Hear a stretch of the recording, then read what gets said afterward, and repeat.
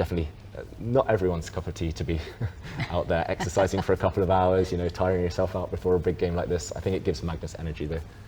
Well, he's famous for that, right? And he's at the board. Mm-hmm. It gives, well, he has this image that for surely on the free day he always goes out and invites all the other participants, friends, and fans, I don't know, to make the team, right? Everyone, yeah. He doesn't discriminate. That's just a huge. Yeah. Huge then he focuses on sport. Yes. Soccer mostly, right? Yeah. I think he always feels fresher, always feels more focused when he is active and when he is doing something. And okay, meanwhile, just adjusting his pieces, keeping us guessing. What do you think, Judith? I always call this move 0. Move 0. Which pawn is he going to push? Or no? Oh. And we have e4 on the board. Asked too late. And yeah, 1 e4. And Rapport. Yes. Now the question. He played Scandinavian already in Armageddon. Of course, Sicilian he played against Sergei Karyakin. He can play French, which he played against Tari. Yeah, he's played some Berlins lately. In over-the-board tournaments in the Grand Chess Tour. He's been playing the Berlin a little bit. I think he's even played a Petrov. I mean, he can serve with... Maybe he'll play French. Different hands. I don't know. French, okay. That would be like a red rag to the bull, right? The French, in a situation where a draw is a pretty good result to play the French. But, okay, I'm predicting e5. And you think maybe... Well, e5 looks, the most modest. Okay. And you're right. You're right, e5. I mean, he's been doing this a bit lately. Until recently, actually, he really stayed away from king's pawn openings. But maybe he's not going to play Berlin. Maybe he would be going somewhere. But Berlin is also not a bad choice, as Nepo chose it. Yeah, and that would ask a big question of Magnus. Does he show off any preparation, potentially stored up for the World Championship, or does he repeat what he did against Nepo? Berlin is there. There we go, the Berlin defense, and against Nepomniachtchi, of course, Magnus castled. Yeah, he went into the end game. And that was... But I have a feeling he will not go into the end game now. No. He should be going d3. d3. I think he had. I mean, in that game, that was a special game because it was a pre-game to the World Championship title match. So there, it's like, okay, we are wrestling, a little better draw, but he's not risking anything. Today, he can afford to take risks. Yeah, he has to. And he has to. Point. Yeah, so he doesn't seem too happy with the Berlin, is he? Yeah, and we've had this position against each other a couple of times, Judith. I think you castled and played d3 against me. So yeah, for a long time I was playing the castle and the endgame positions, and then I switched sometimes to d3 if I just didn't feel like to play the endgame. Yeah. And we have d3. The most logical decision in this situation, the tournament situation, required Magnus to play d3. I think for me it was not really a question. Simply he has to keep the pieces on the board to give the option to create something in the middle game. Yeah, and that's the thing with the Berlin endgame. Even if you have great preparation, even if you're ready for most lines, black is so flexible, just one move order. If you don't kind of find something direct with white, then you could just be kind of stuck in a position where not that much life, or it's hard to create. I think Rapport is in a form that he feels it, that he's in such a form that he's not going to make such a huge mistake that it will cost him the game. Yeah. So there are too little opportunities in the Berlin, I think. Yeah, it suits his strategy as well, just kind of playing these positional type of ideas and just slowly outplaying the opponent. Rapport so far this tournament. Okay, so d3 and. Of course, here there are two main moves.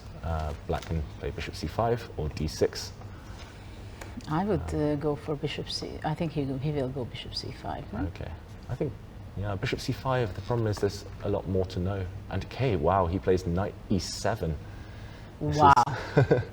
This is provocative, to say the least. This is a tricky, very tricky move. Well, we show why is this provocative. White cannot take on e5 because after that c6, and then when the bishop moves away, then queen takes the e5 knight with a check. So this is why it's not possible. Yeah. But what do you know? Do you know something about this? I was never. I know it's dodgy.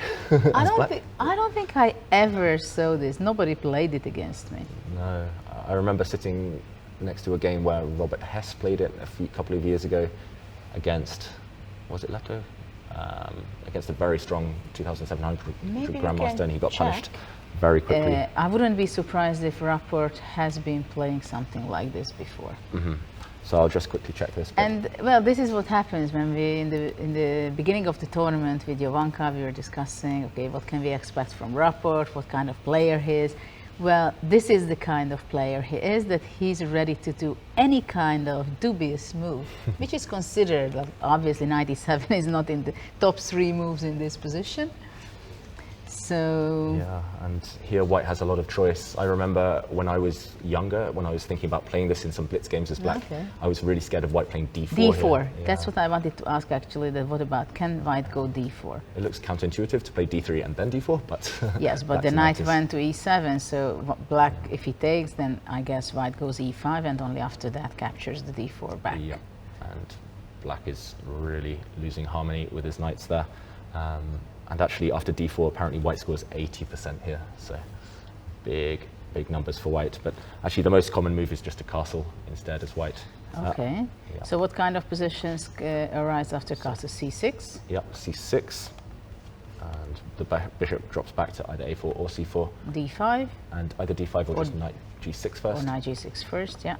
Yeah. And then, for example, here, white can play rook e1, white can still play d4, white can do a variety of things. Black's lost a lot of time, but the knights look pretty decent. The knight on g6. Yeah, but at the same time, if white is just playing rook e1, bishop e7, he goes c3 or something, black goes d6 or d5, castles, then just a g6 position. knight not necessarily stands too bad. No, exactly. This just looks like a pretty standard Italian game in a way. So yeah. Should we check out what happens if white does take up the challenge and play d4, for example? Yeah, I think d4 is the most straightforward. What about c6, or he takes d4? Yeah, so actually c6 and knight takes e4 are the most popular. I remember when I was studying this years and years ago, c6 was the main move, and now white can take on e5, and knight takes e4. So bishop comes back and d5? Yep. Or that's all pawn sacrifice? What happens if takes, takes, knight g5? It looks like a Berlin that's gone wrong for black. The e4 pawn, you want to put it on c7. It's not great on c7, but at least it doesn't drop, right? So yeah, because after king e8, knight e4, there is a huge problem on d6, right? Okay, 2-result game. So actually, I think after bishop d3, if you go back a few moves, knight c5. Knight c5, yeah. And I guess later on, to try and play d5 at the right moments for black. Before white establishes a knight on d6. Well, that's a dream. That's a dream, David. You got a dream in chess. Yeah, and this position, it's been played only half a dozen times, but yeah, still a very, very good score for white. White's won nearly every game that's reached this position. Though we were talking also about engines. And of course, sometimes some new fashion comes and trends, and maybe knight e7 can be a trend for later. What do you think? Depending on the outcome of this game? Yeah, trends are quite fickle, right? So if Rapport wins, no matter how bad his position was, then everyone's going to start playing knight e7. But yeah, I mean, Magnus, for sure he studied this before, but maybe he's just deciding, how risky is it to go super direct when Rapport's probably looked at this quite recently. Yeah, what would you be thinking here if you were in Magnus's shoes? Quieter game, maximum tension, or? Well, first of all, it depends how much I would be knowing about this position, if I would have been analyzing. Of course, when you analyze something and you try to remember and you're just thinking, what was there? There was some great idea, but how does it happen? Well, okay, castle, d4, and you're thinking. But let's say if I wouldn't analyze, then it's also tricky, because you may think that after castle, black plays c6, knight g6, and maybe there is not much possibilities for white. And if, well, d4 is the concrete. It seems logical to somehow try to punish black immediately. It's so tempting. I think I would. d4. I would probably waste 20 minutes and then play d4. But your first intention to play d4, then you think 20 minutes, and then you play d4. We saw that from Magnus yesterday, right? A 45-minute think, and then he ended up playing the move that he had come up with within 5 seconds. So, yeah, maybe we'll see Magnus just ponder a while because it's a big philosophical decision right now to be direct with d4 or just slow it with castle and kingside. Should we check out the other openings? Yeah, I meanwhile? also just wanted to suggest, because both games I think extremely interesting opening. Let's go for the Karyakin Firouzja, which is in Najdorf. And after a6, h3. Okay, so very trendy line. e5, and then white went back to f3. Okay, this is still well-known stuff. G4 And now. g4. Okay. Nowadays, these kind of moves are, it's It's- like, if you don't make the move, then Yeah. you look like old-fashioned, right? Sure. Did you ever make moves like h3, g4 at an early stage in these Najdorfs? Of course, Yeah. of course. Yeah, I mean, it's got to be done, right? I was, anytime I was ready to play g4 and g5 with black. It's normally with a knight on b3 or something, and you're Yeah, normally usually castling queenside that's first with what's white. strange. That when you go to f3, usually you go positional, right? Trying to go bishop g5, eliminate the knight, and then somehow to control the d5 square. Sure, or bishop c4, just put it on b3 and just sit and develop. And anyway, usually if you expect someone to play g4, it's not Sergei Karyakin, who is Yeah, this usually has the image of being pretty solid. This is true. I also want to mention actually just a funny variation that came up a few years ago. So if instead of knight f3, knight de2, and one of black's most common moves here is actually h5 to stop g4. And then I think Nepomniachtchi himself, he came up with this idea to play knight g1 and then knight f3 now that the g5 square has been weakened. Okay, black's pawn isn't on h5 in the game, but clearly f3 can't be that bad for a white knight. Fully positional. Yeah, I mean, this was, I think, in a blitz or rapid game, but either way, I thought it was a really cool idea. Yeah. I mean, in classical game, I would be worried to play knight g1. Yeah, agreed. And, okay, bit Probably of a tangent. it was some few years ago back. Yeah, No? half a dozen or so years Yeah. back. Yeah. Okay, so yeah, small tangent there, but back to the game, and after g4, h6. h6. h6, which was expected because black didn't want to allow g5 and white to be controlling the d5, taking the control over d5 immediately. Because this way, well, probably bishop g2 will be the next move. Yep. He will castle short, unless he decides to go the other way around and go simply bishop e3 and then queen d2 and long castle. But Yeah. I would think he goes for the short castle idea. It's slightly tempting this way now that black's created this hook with h6, so g5 will always come if black ever castles kingside, but I guess black won't commit too soon. And maybe if white plays bishop e3, black will hit quite quickly with b5, bishop e7. Bishop e3, b5, yeah?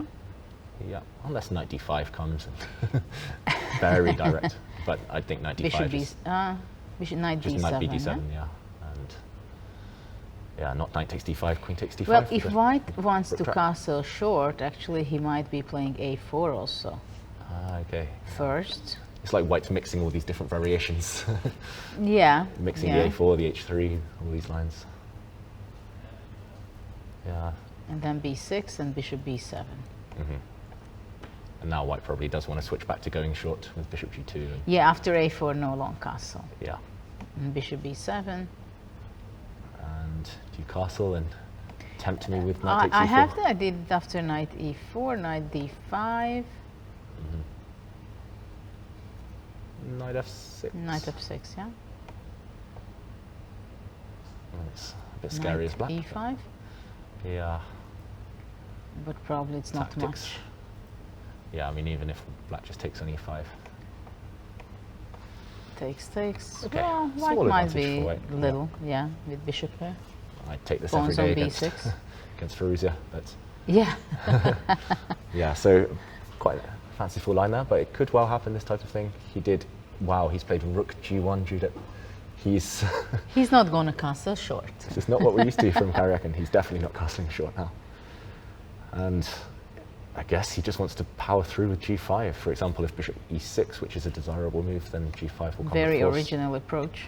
Yeah, yeah, very original. Takes and knight takes g5, I guess.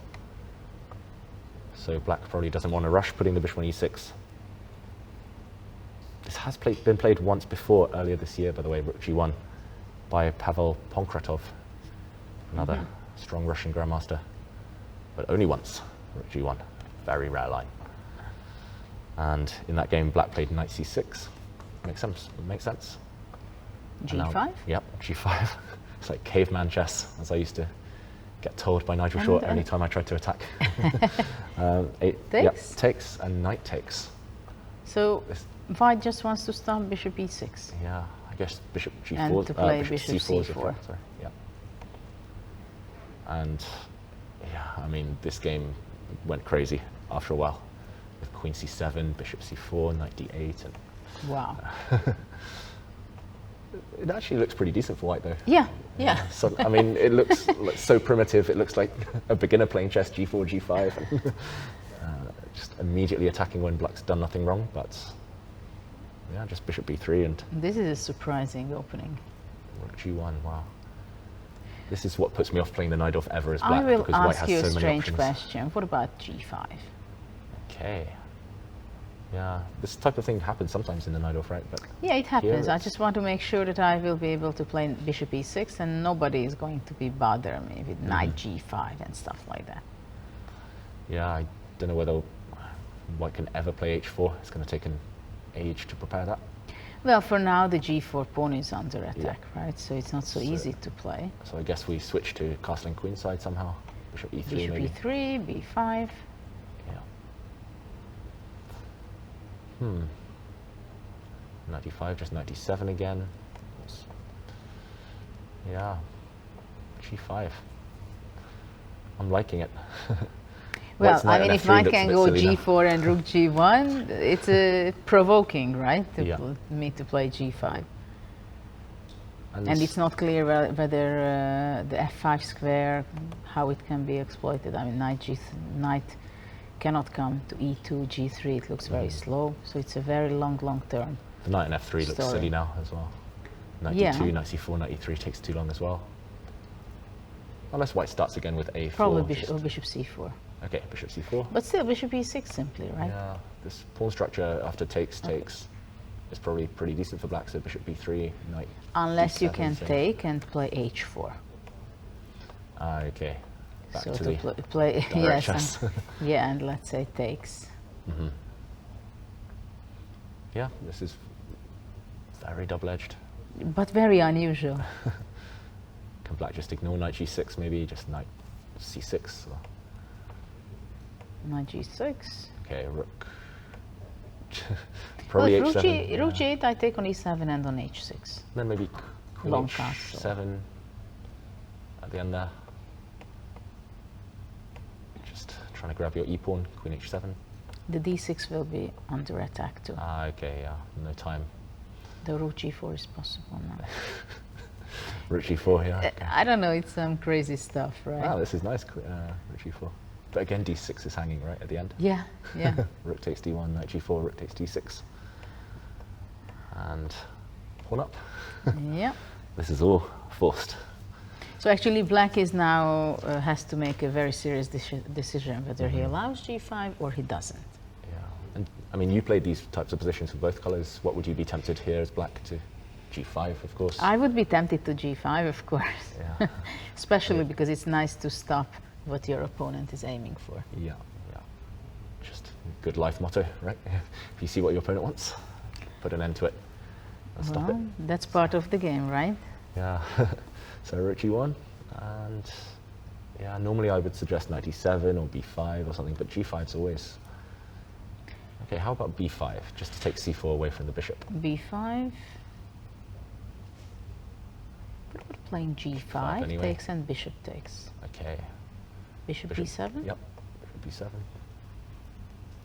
Is white going to switch to positional means just take on F6, knight D5, and Maybe I would just go queen d3 knight or BD7? something. Yeah, knight bd7. I thought also about take and knight d5, right? This is what you suggest. Knight d7. Yeah, it's not clear to me that opening the G files worked out that Yeah, well I for mean, white, this though. h3 pawn can be also very weak. Yeah, So I'm not sure. Maybe anyway after g5 he wants to take with the knight, you know? okay.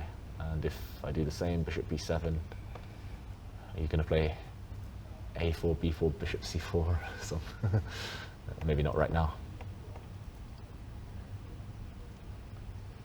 I don't think bishop c4 quite works here, but maybe. No, You want to go this? I don't know. Just, yeah, my lack of open Sicilian experience paying off. Just, I see caveman chess, I want to go for the king So now. here? Yeah, knight takes f7, I guess you've got Queen queen c7. c7, yeah. Or queen c8. And if bishop takes f7, king d7, Yeah. now I give a check, I don't know. And then knight f7. Yeah. And still not easy to get to that black king. I think black is great. Yeah. Yeah. Running out of fuel for white. So, okay. I think we should wait what will be Alireza's decision to allow g5 or stop it with g5. And let's go to the Nepos game. We haven't visited their game yet. Yeah. And this one is a very It's in different English. type of position. Yes. You play this with white, no? Yes, too much. Purely because I'm patriotic, and actually, every time I play for England in an Olympiad or something, You have first to. game I have to play the English. Yeah. I don't know. I hate myself for it, but I just have to do it. And Why? What's wrong with that? there's nothing wrong with the English, but sometimes I see a weakness in my opponent's repertoire and another opening, and then I think, No, you have to. I have to do it. Okay, so How is this line with knight d5? yeah, this is. I mean, this was trendy back in the mid 2000s. I remember I was playing this all the time with bishop b4 and then back to e7. Nowadays they drop back to c5 or they play a5 normally instead of Here, right? yeah, instead of bishop e7. They can even play knight a6, very trendy line. Tari's played this Here? himself. Yeah, Oh my. I know, modern chess student. It looks so stupid, right? Knight a6. No, it's like... Actually, Vallejo Pons played this against me in a blitz game as well, and You play bishop b4 and after knight d5 you go knight a6. yeah. I guess it's similar to some reverse positions in the Sicilian where white plays a quick bishop b5 and then leaves it on b5 after And knight some d4. c3 Sicilian and then you develop it to a3, the knight? Yeah. Or Okay. Okay. I noticed Tari had played this, maybe in just some blitz games, but he plays bishop e7. So this was a favorite of, was it Morozovich or? No, it was Shirov back in the day, actually. Shirov was playing this all the time, bishop e7 and now g3. Actually, I think d4 is just very good for white. Instead of g3? Yeah. And I say very good, I mean it leads to a small safe advantage after e4, e4 knight. knight d2, f5, and I quite like the move knight b1 here, which just to get this dark squared bishop out, if possible. And you'll always get the bishop pair with white. You take on e7 at some point, and it's like a French type of position, but two bishops. So, okay, instead, So some very interesting stuff. g3, knight f6, yeah, knight f6, and he goes back. knight c3. So who's gained time here with this maneuver? Is it black? Because the bishop's on No. e7 now. Is, No, yeah. it looks like both sides have just lost. the Yeah, same but amount of time. the black bishop would be standing better kind of on c5, right? True. It looks like some kind of old Indian until, okay, c5. Just now it looks like a Botvinnik type of setup. h6 against possible bishop g5 later on, or why someone plays h6 right here? Yes. Surprising. Prophylaxis. Just preparing 3 moves in advance. d3. I guess he wanted to play bishop e6 without Ah, allowing bishop knight e6. g5. Yeah, sorry, of course, against knight g5, because he doesn't want to develop his knight to c6, but he wants to go to d7. Possibly, yeah. And now, okay, black's getting ready to play d5. Knight and, d2, yeah, knight d2. Big question now is d5. if it's possible. If it's possible, black's just fine, right? But, okay, there's going to be ideas like queen b3 maybe. Knight b4, Yeah. Knight knight b4 just, c4. yeah, knight b4 kills all the fun though for white. Yeah, because after check already black develops. Ah, but here a3, knight d5, right? And just, yeah, looks like a Moxie bind. Pretty good version for black. Yeah, here somehow white is has lost some important tempies, I guess. Okay, I've got an idea. How about d5 immediately, queen b3?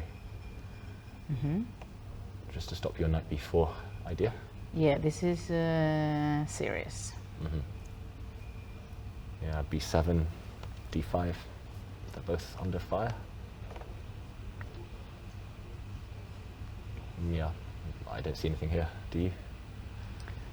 Nice. Yeah, it seems like not easy. But I have one question. Can I go knight c6?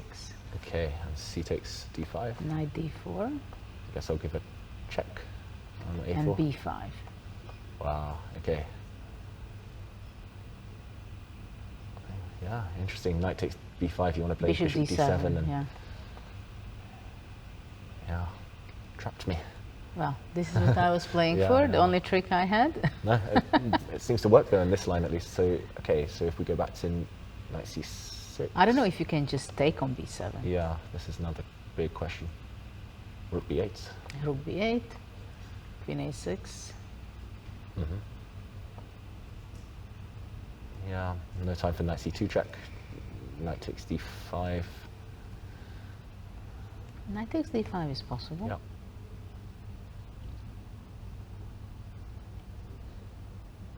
Okay, so knight c2 is the threat. If I castle, you'll take on c3, and then e2. Yeah.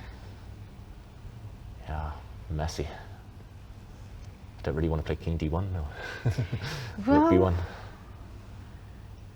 It's not such a simple move to play. Maybe queen a4 check here, Queen a4, bishop d7, and then I retreat the whole way, and then knight b4. and now I castle. And I hope that I'm safe. And you are. Yeah, it looks like an important pawn as well. White will just play knight c4 next. Somehow I have the feeling that after d5, queen b3 is extremely strong. Yeah. So if black cannot go d5, which is probably the case, then he should be playing knight c6 or queen c7 first. Yeah. Queen d7. Queen d7 makes sense. Bishop h3 maybe in the air. Yeah, queen d7 makes the most sense probably. Yeah.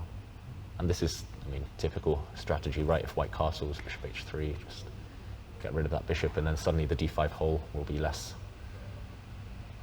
tempting for white to use later in the game if the light squared bishops disappear. I don't know if white wants to go knight e4 to exchange the f6 knight and have a clear, nice square on d5. Makes sense. Now I suddenly want my black queen on c8 so I can play knight bd7. You can't have everything. Well, you could play queen c8. That's another option. Okay. So maybe it's a But better spot. Now black never gets d5, I guess. But maybe that has to be given up, that kind of play. Yep. So knight de4, now just knight bd7.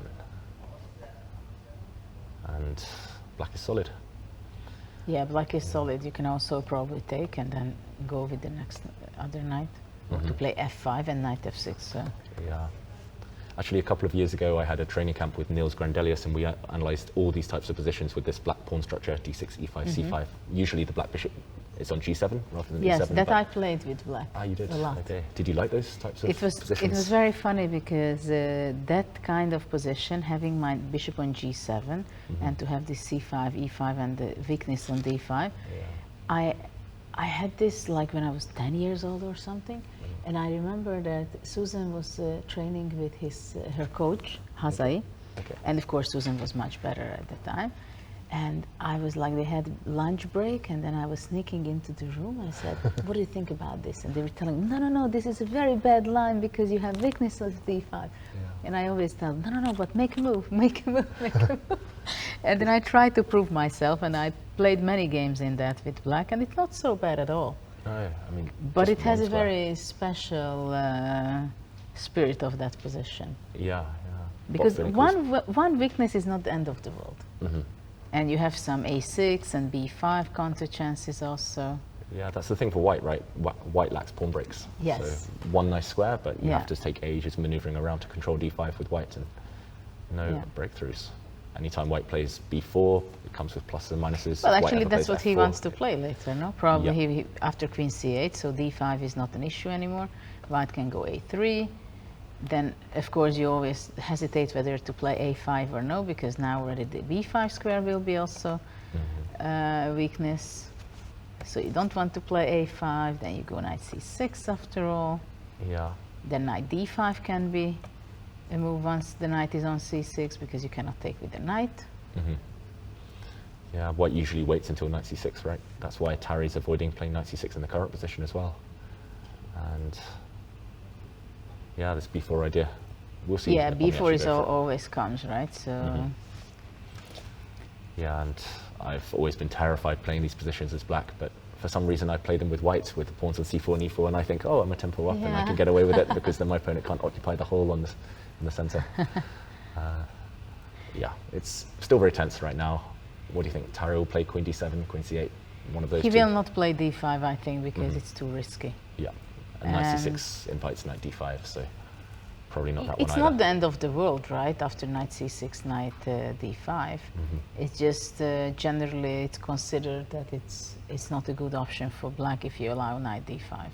Yeah, and if you can't take it. Though I think knight d4 is also quite reasonable. Okay, same idea. Same idea, yeah, somehow to get rid of the knight on f6. And I'm not surprised that Nepo wants to go for a very positional play, because Tari's style is he likes to go for dynamics, tactics, calculations. Trying to force the issue all the time. Yeah. So probably it's a smart way of playing against Tari this way.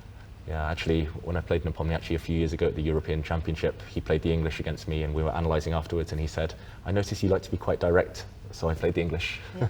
So yeah, he maybe adopting that same strategy. And well, Russian players anyway like these very psychological strategy. This is what happened when Psahis, my later coach, when I played with him for the first time, I was 13.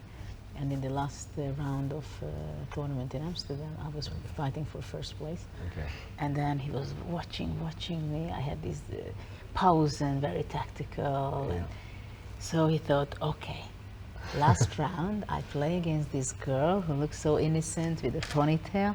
I'm going to play against her. 5, knight b5, going to the hedgehog, d6, c4. Sure. So this was his strategy, and he was right, because I set up my opening, but after that I went wrong and I lost the game. So it was a very clear strategy which worked very well for Psahis. I thought hedgehog might have suited you though, just pouncing at the right moment. And Yeah, but I didn't have the patience yet, and I Okay. didn't understand exactly where to place the rook, so I didn't understand the dynamic of it. okay. Because there It takes a it's lot very of tricky. practice and experience, right? Yeah, you have to have your rooks on the right squares to be ready for action when there is a window for it. Yeah. And talking of action, not too much over the boards, but a couple of moves from Magnus Carlsen. He didn't initiate any direct action in the centre, so he's not trying to punish Rapport's opening. No, Sign of he's- respect, or just do you think the No, tournament situation? I think he simply wants to follow his own strategy, that he wants to go into a complicated full board position where he will find some interesting idea and question Rapport and force him to make decisions which he doesn't want to make. c6, bishop a4, knight g6, rook e1, bishop e7. So they are developing pieces pretty quickly, though Magnus has been spending quite a lot of time until this moment, so he's hesitating how and exactly which position, how his pieces will be placed in the best place for later to cause any unpleasant moments for Rapport, I think. Yeah, and how would you set up here, Judith? Would you relocate the white knight to g3 as well? And knight bd2, knight f1, knight g3, or would you immediately try to occupy the centre? I'd be very tempted to already play d4 or c3, d4. I think he's not going to be in a rush to do so. After d4, d6. Okay, so c3.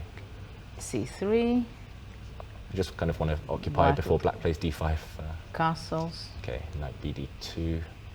Yeah, knight bd2, h6, Okay, knight f1, I knight guess. f1, bishop e6. Don't forget that black did not make any weakness, True. because sometimes it's a weakness. It's not a plus for black. And if I play knight g3, And bishop also, e3, queen d2. yeah, and knight f5. You have a good spot there. Yeah. I mean, black is rock solid, but it's just a position, right? And Well, of course, queen c7 seems to be a reasonable move. Also, rook e8. So after knight f5, black can just move away with his bishop. true, true. Well, it's extremely hard to crack this position. It does have similarities as well to the game between Firouzja and Tari, I think, from earlier in the tournament. Kind of this type of pawn structure where white has the pawn on d4 and the black has to decide when to break out with d5, which well, if Tari he did in that can, game. if he can break out with d5, right? Mhm. So what else white can play? I'm not. I think the most important for white that black has no d5. So until that moment. It takes black a long time to prepare it. But of D5 course, push. what if black goes d5 after all? Wow. Okay. And if I take it, Take queen d5, bishop b3 maybe. bishop b3, and then I don't have good square, and then knight c4, right? So this is why Yeah. black maybe cannot go d5. not yet. So black would go castle, let's say. Okay. And knight f1. Every move white has to calculate. Maybe d5 now. Yeah, d5 can appear anytime, Mhm. but still probably white can take. And now queen takes. Anyway, bishop b3, I think. But Okay. Queen. though I'm not sure. Queen d6. Maybe also knight e3 can be unpleasant, and knight knight c4. Queen d8. Yeah. I don't know. Queen a5 also possible. Just to gain a bit of time. Yeah. Yeah. Yeah. Either way, I mean. Okay, Magnus does indeed play d4. Okay, so d4. Just knowing him, I think he'll just try and establish this center and then sit on the position and try to prevent these d5 breaks later. Okay. Just using tactics and using Well, calculation. I think black cannot take on d4. After that, black has a very difficult position. Yeah, Right. this is I mean, this looks. maybe knight takes as well, knight f5 coming. Yeah. Yeah, Okay, so black will. black's not developed enough for this. There is not much of an option for black, I believe. Mhm. So d6 is the logical reply. Okay, and Though now, white can also play maybe knight c3. oh, okay, is the knight that great on c3 though I'm with not the pawn on sure. c6? What about c4 kind of moves also? But for now, I think Okay. bishop b4, bishop g4 is also there, right? White can start with h3 at any time and So what about h3, castle, and c4? c4. Okay. So if I was going to say if I just wait with black, I'm not sure He how. played d6. Okay, d6 on the board. Yeah, this looks quite pleasant though if white just gets two more moves. Knight c3, bishop e3, just black is passive. Yeah, it seems like then white has what he could get out of the opening. Yeah. So this must be the type of thing Magnus is aiming for. Okay, he's castle after castles. No, sorry, after d6 C3. he's played c3, and now before black's castled he's played c3. But I believe black will castle, will not think too much in So- this position. Yeah, maybe heading towards something that we looked at briefly with knight bd2 and rerouting the white knight. Yeah, so it's going to be some Rai Lopez kind of thing, especially if black would be playing a b5 at some point. Yeah, nowadays the Spanish, the Italian, they all transpose into this type of Yeah. position, and it's so hard to evaluate every time. Though in the Italian you postpone d4, it comes much later. Much later, yeah. So that would be maybe with the black bishop on a7 and this type of position. Yeah, yeah. Or the black bishop on b6. So. Okay, so, Castle. yep. So now I wonder if knight D2. d2 or he wants to go h3. Yeah, one thing they do actually in the Italian, at least in similar situations, is after, for example, h3, black does have the option of e takes d4. And knight if- d4, and if- d5. Yeah, and d5. Just while white's knight doesn't control the e4 square, just to try and jump in and then try to break with f6. Or to play f5, for example. Yeah.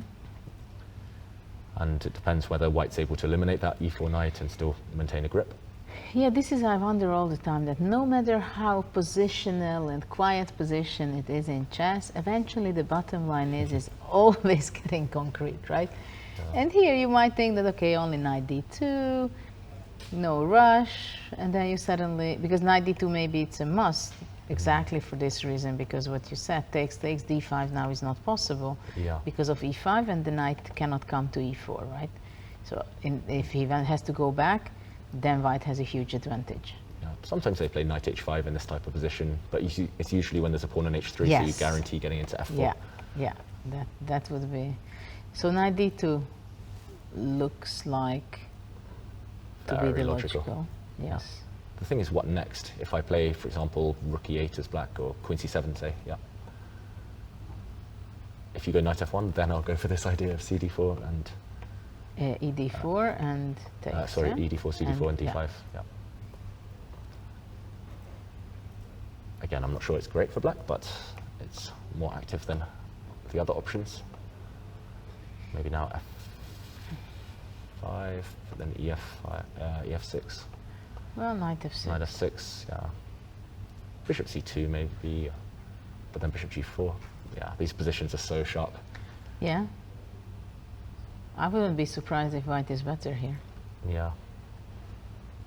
No, me neither. Me neither. So after knight f1, there is always this question, right? To take on c takes d4 and to go d5.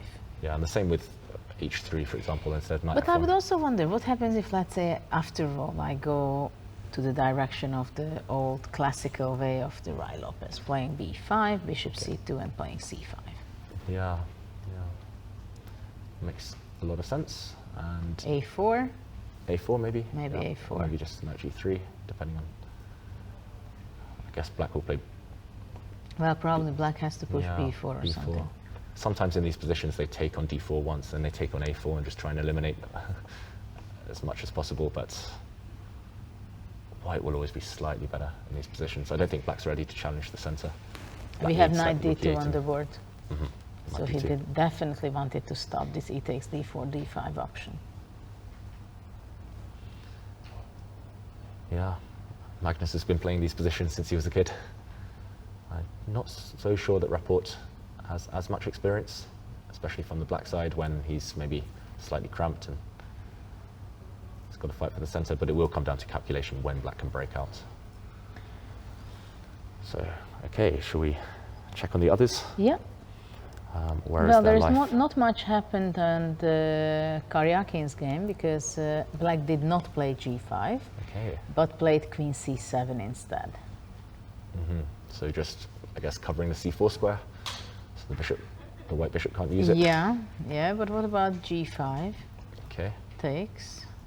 Can white offer a pawn? Is he going to get enough compensation, or black is not going to be taking? Should we see what happens if he does take? Oh, but by the way, after bishop h3, rook h1. Ah, okay. So No you pawn cannot take. sacrifice. So it's another pawn sacrifice, but after bishop g5, bishop e6 is possible. Yeah, I think his plan is bishop e6, knight bd7. And Yeah. So if white goes knight g5, which stops kind of bishop e6. feels like this is the idea, just in every position. Knight on g5 is annoying. Knight g5. It's hard to say knight bd7 or b5 or... Actually, knight For d5. some reason, I feel a little bit like the Keres attack. That's, I don't know how much you played or you haven't played it at all. I've looked at it, but... It's like Scheveningen with 6g4, right? So mostly the pawn is here, Sure. but then it would be very much like that. That was also something black didn't like. Yeah, white doesn't normally immediately rush with g5 though, there, no? Or... They do, They do in sometimes. some line. Yeah, Okay. but many times bishop is there and pawn on h4. Ah, okay, yeah. So it's different, but I just haven't looked at that position for ages, but I remember that it's something that black was always afraid if plays the Shashnikov. Yeah, the Kara's attack was one of the lines I was terrified of facing if I ever played the Sicilian, but And- b5, maybe knight d5 here is actually a bit annoying. Yeah, now knight d5, so maybe it's not possible. Yeah. b5. And let's see for a moment, before we have a guest, to see the Nepo game against Aryan. And yeah, not that He many went, developments, but he went queen d7 after all. And after castle, castle, knight d5. Anyway, without having the knight on c6, still he went knight d5.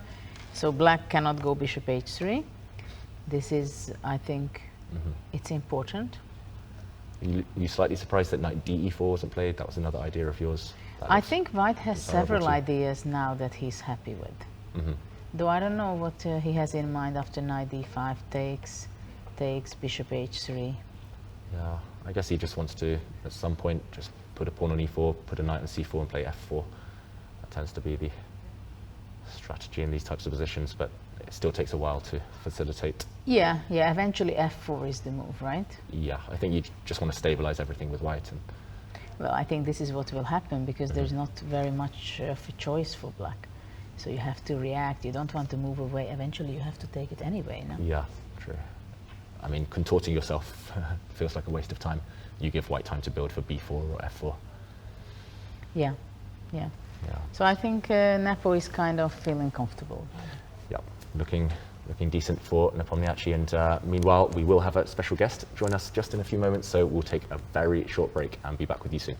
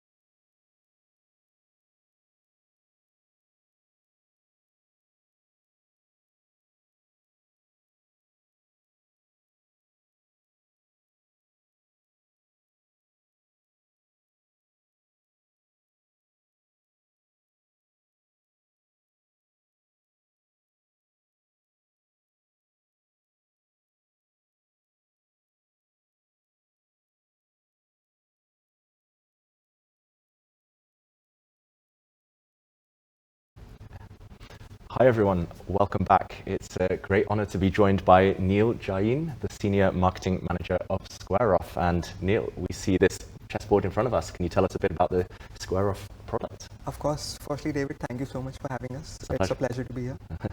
So I'll tell you a little about SquareOff. We are a chess company and we make automated chessboards, chess computers. And we are launching the SquareOff Pro board at the Norway chess event. It's the most prestigious chess event across the globe, right? It's the best place to be at. Yeah. And I'll just quickly tell you how this product works. Sure, yes. Firstly, it's the world's first rollable e-chessboard. Okay. So it's a chess computer which can be rolled, and you can play with the board's AI, which has 20 difficulty levels, or you can also play with any other friend across the globe. Okay. So it's as simple as this. You make your move. Okay. Shall I reply? If you see the LEDs are already blinking. Yes. So this is how you can play with anyone across the globe. For example, you're in the US. Okay. If you have a SquareOff board, if I make a move in Norway, the opponent's pieces on your boards will be identified by the LEDs. And Okay, so they see exactly the move that's been played. Right. Wow.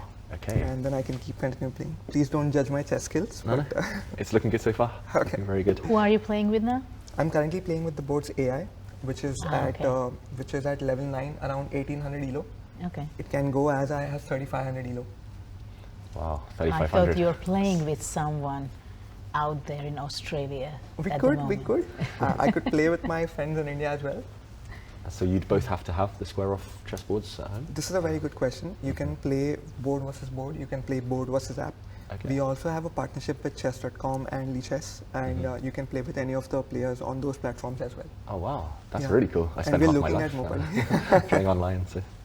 Okay, so who would you say the ideal kind of target audience is for this? Who would the board be ideal for? This is a very good question. So the vision that we feel for the company is that everything in our lives are becoming smart. Computers became laptops, feature phones became smartphones. Everything is moving towards smart things. Then why not have a smart chessboard? Our vision is to replace every vinyl chessboard in the market with a smart chessboard, so that you can play the game, you can play with anyone. And then you can analyze your game, you can improve your game, and basically trying to bring a little bit of revolution in chess. And in Norway specifically, Tech is one company that's our official distributor. And we are trying to grow. Norway being the chess capital of the world, we have to be here. And we are trying to get most people get into chess and try to be a little more excited about it again. It's a wonderful game, of course. Okay, what was it inspired you to get into chess in general? You mentioned it's a wonderful game. Did you have a prior interest? Do you know lots of people who are? So the story behind playing? SquareOff is that it was actually a college project. We were making a chessboard for the visually impaired, people who can't see very clearly. Okay. And we made a prototype. It worked out really well, and people started liking it. And then we thought, okay, why not make it into a company? And that's how we started growing it. Okay. Yeah. So the visually impaired chessboard, is that available? If some of our viewers maybe. It's not available in the market, but Okay. we do make it for some people. Oh, Yeah. nice. Wow, that's a really, Yes. a really worthy cause. And Thank you so much. In fact, we have a few more products. Okay. This is indicated by LEDs. Our other products actually move automatically. So I make my move and the opponent's pieces move automatically. I've actually played with some of those boards outside in the Yes. lobby. They're a lot of fun. Good to know that. Thank you. Yeah, you have the feeling that you're playing with a ghost. Yeah, like a Harry Potter chessboard. That's the feeling you have. I would be quite surprised seeing someone playing in a tournament and suddenly my pieces start moving. It's like wizard chess, but cooler. Yeah, Okay, Neil. So have you been following the tournament, or do you have a favorite player? absolutely. So, of course, firstly, I'm in Norway. And Okay. secondly, I love Magnus Carlsen. Yeah. Of course, everyone loves him. Okay. Now, Yeah. what do you think? Is he going to win the tournament, Magnus? Is he- It's been tough. I hope he wins the match today. But fingers crossed. Let's see. And you're enjoying your time in Norway? Absolutely. I love the country. It's very beautiful. Okay. Yes. Great. Thanks for your time. I'm going to have a fun time playing against the board later. Absolutely. Absolutely. Thank you so much for having us. Thank you. Thanks for joining us, Neil. And yes, we will be back just very shortly.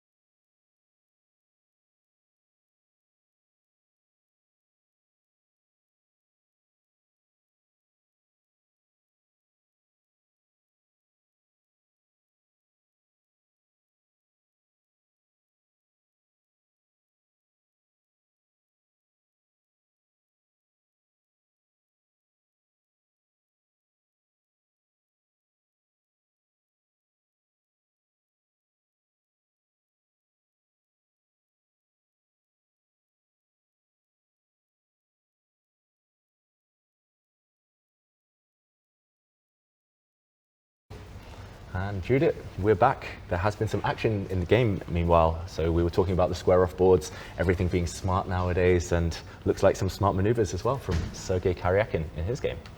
Yeah, sometimes you have the feeling that every device is getting smarter, but sometimes we have doubts about humans. How smarter are we getting? Yeah, that's a question I ask myself daily in the mirror. But okay, meanwhile, if we see the game between Sergei Karyakin and Alireza Firouzja, some moves. We had h6 after knight d. No, sorry, this okay. is Magnus's game. Yeah. So we'll come to Magnus's game, just h6 being played. Yeah, because it's only one move has been played. Yeah. It is a very logical move. Probably what Rapport has in mind to go knight h7 and knight g5. Mm-hmm. Yeah, I that's would think. very sensible, and even if very sensible. I mean, he's keeping his options open as well. I mean, maybe he wants a bishop on e6 without allowing white to jump into g5. h6 just a generally useful move, and Knight f1 was just played. knight f1. So, okay, I guess there is this question of whether black can take on d4 and play d5, but taking on d4 also, I was thinking, gives white the option to play knight takes sometimes, and it's maybe not the most ambitious way of playing, but knight g3, knight f5. Yeah, some yeah, squares. it's also a question, but of course c takes d4 is the most principled. Yeah. Mm-hmm. And this is and especially after h6, I think this is not a very good option for black. For black. Because after knight h3, if you play f5, then takes, and bishop c2, the g6 knight will be much more vulnerable. You've loosened that whole diagonal, right? Yeah. Queen d3 coming as well sometimes. So this is not really an option for black. Mm-hmm. I think his plan will be go really knight h7, but what we have to highlight that white did not play h3, which is very common to play practically in any similar position to Rai Lopez, right? You just h3, usually do it without really thinking. It'll come when we least expect it. Yeah, h3. yeah. Still, of course, I would be surprised if in this game we will not see the pawn on h3 eventually.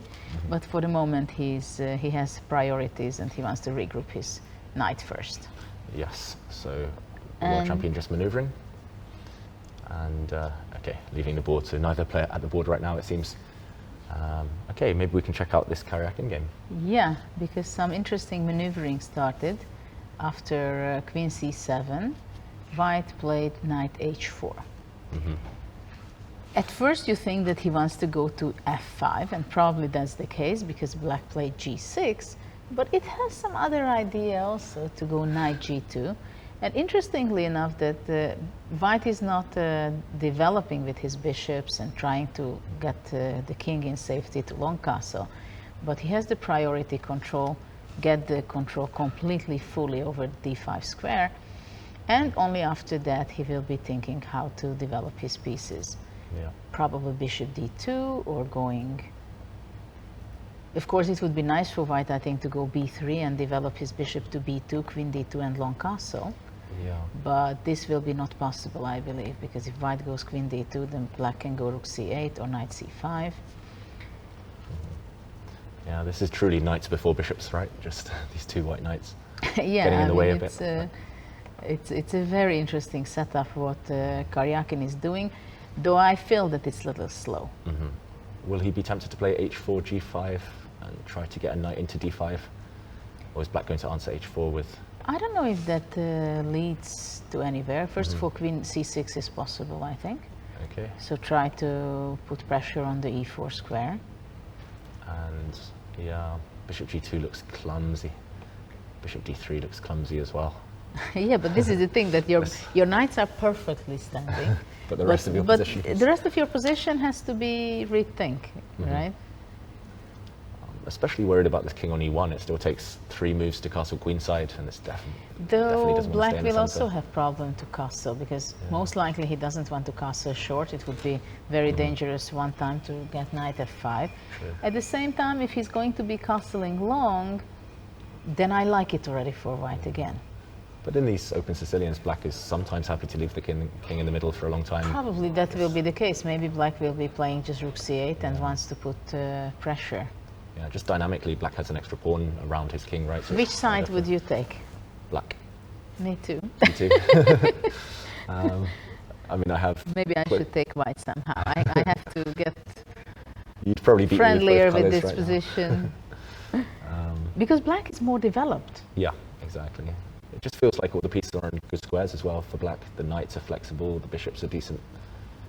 Black can play b5 anytime, black can play rook c8, and yeah, for white there's a lot of kind of burden, there's a lot of responsibility right now to actually do something, to develop. And yeah, and actually I think he should be fast.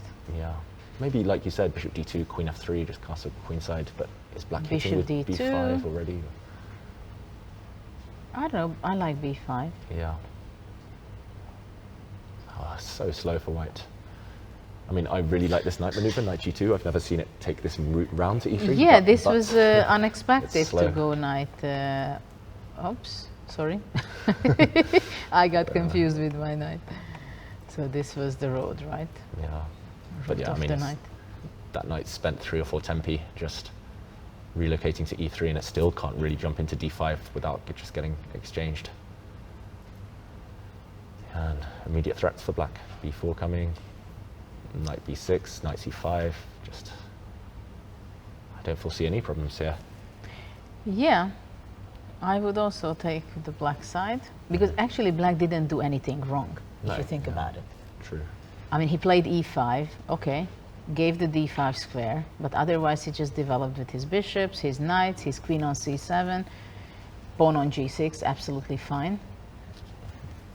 Okay, so let's see what he has in mind, but we have some very interesting action and tension in the center between Nepo and Tari.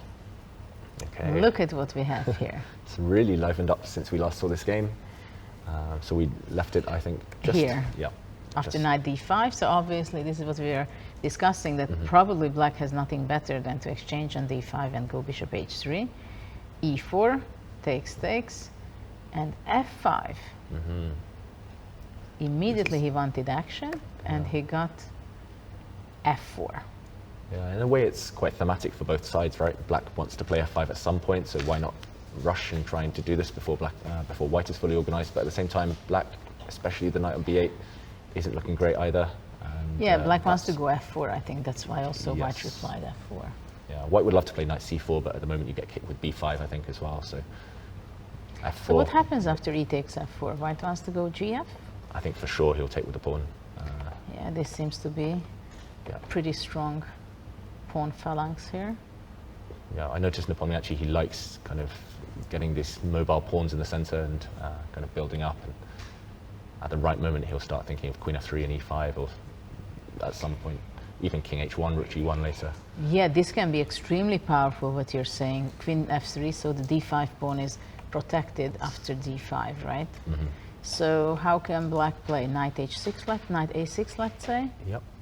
Queen f3? Queen f3, do I want to stop knight b4? I don't Or know. maybe knight c4. Knight c4 maybe looks quite tempting. Now if you play b5, I'll happily hop back to e3. Takes, Takes. c4. Okay, wow, we're getting really sharp now. Well, at least I will have a good knight. And knight d3, attack on e4. Yeah, maybe white's not quite ready to play e5. Well, for the Bishop D2, moment, bishop C3. white is not developed yet, so Yeah. this can cause some drawbacks of white's active play. Yeah, actually I like this idea of knight a6 in the current position, or maybe after taking on f4. Yeah, I think you have to take on f4 actually in the current position. I don't think you want to allow f takes e5. Yeah, usually I don't like to Yeah. to allow this passed pawn. Yeah. No, just central pawns are too weak. Black's knight far away from the blockading square on d6. So, okay, e takes f4 looks very natural. And I don't know, can black go bishop f6, or does it make any sense to play bishop f6 okay, and or knight f4? yep, probably knight c4. And Knight c4. it's not clear the bishop actually wants to be on f6. Sometimes white's going to threaten just fe5 and rook takes f5 there. Yeah. Okay, so e takes f4, g takes f4. Yeah, and no rush to take on e4, I guess. Maybe now bishop f6. I just want Yeah. to have somehow activate my bishop and not allow immediately e5. Can I play knight f3 maybe, just to try and knight c4 as well maybe, but knight f3 just After to try and knight, play e5. after knight c4, my plan was to go.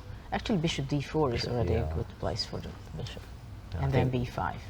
Yeah, true. That's why I kind of wanted to play knight f3. If you go knight f3, I mean, I'm aware that I'm allowing some fe4 and queen g4 check. yeah, but I this looks guess like one check. you don't really care, right? Yeah. Actually, maybe I want my king on h1 anyway. Yeah. For rook g1. Yeah, but the black made space for his knight at the same time. And Looks he like wants to go rook e8, so I'm not sure e5 will be possible to transmit so easily. Yeah, it just looks like a Benoni now, just where anything But can very happen. unusual in the king side. Yeah, for sure. It's as if white's g pawn and f pawn and black's f pawn suddenly got traded Yeah. somehow, miraculously. And yeah, Because few moves ago it was white who had advantage in development, but now black is developed better. True. And actually, if things do open up, if they do get a bit double-edged like this, I think even if Tari isn't sure, I think this does suit his style more than Absolutely. just some of the games where he's been sitting and trying to neutralize the opponent. Okay, so actually I do try this bishop f6. Yeah, makes a lot of sense. Okay, what if I just play a waiting move? King h1? King h1. You can also Feels, be more aggressive playing queen h5. Queen What do you h5. think? Yeah. I've noticed this is one big weakness in my game. If I see a slow kind of maneuvering, improving move, I'll go for it. I don't look for the aggressive moves enough. So queen h5. And then knight f3, so... Yeah. Okay, say knight a6 maybe. Now knight f3, I just want to meet with rook e8. So knight b4 can be a good counter. Also knight b4. e5 now, this is really... A little scary though for black. Yeah, unless you just show nerves of steel and play bishop e7 or something here. And argue that the d pawns for white are dropping off. Well, there is a good chance it does. Okay, so it's not so easy, right? Definitely not, no. How about after e takes f4, I was saying that definitely white wants to play g takes f4. I think... After all, you would consider with rook f4? I don't know. It was just ingrained in me, right, that every Russian schoolboy knows Yeah. to take towards the center. Try and create a big pawn center there, but rook takes f4. Yeah, maybe this also has to be taken in account. Does black play bishop g5, or does black just ignore? If bishop g5, you go back, I guess, to f1. Yeah, it's hard to evaluate whether black should be taking on d2 at some point. And But just to keep it as an Yeah. option, it also does not look bad. yeah, then again, if the white knight gets to c4 and stabilizes itself there, Knight a6. yeah, knight a6 looks good. Yeah, knight c4, there's always just b5. Any problems here? I don't see any for black. No, it does not seem so. And it's quite easy to play, right? Just rook a8, knight b4. Yeah, actually, once you start developing, it's kind of easier to play with black, maybe. So, okay, really tense position right now, and it doesn't look that bad for Tari. Okay, so we are waiting for e takes f4. The more I look at it, the more I think maybe white can just wait on the last turn rather than rushing with f4. Yes, but if you wait, then black can go f4. Yeah, is that bad? If we just play f3 afterwards. So say I play a4 here for white, or just a move. Okay, let's say f4. f3, Knight a6. knight c4.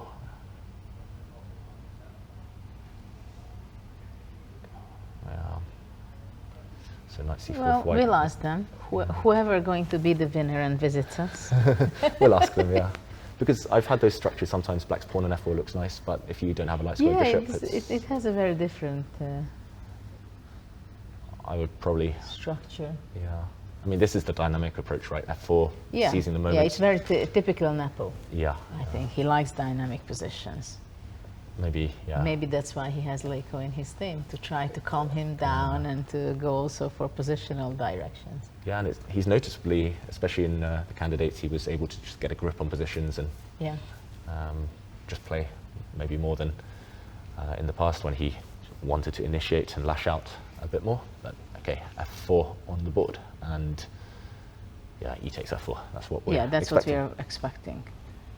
And There just were as we few say moves. it, he played it. Sorry? Okay, just as we said it, Tari played e takes f4. E takes so- f4. Okay, so now it's Nepo's decision, which we would be very surprised if he wouldn't capture it with the pawn.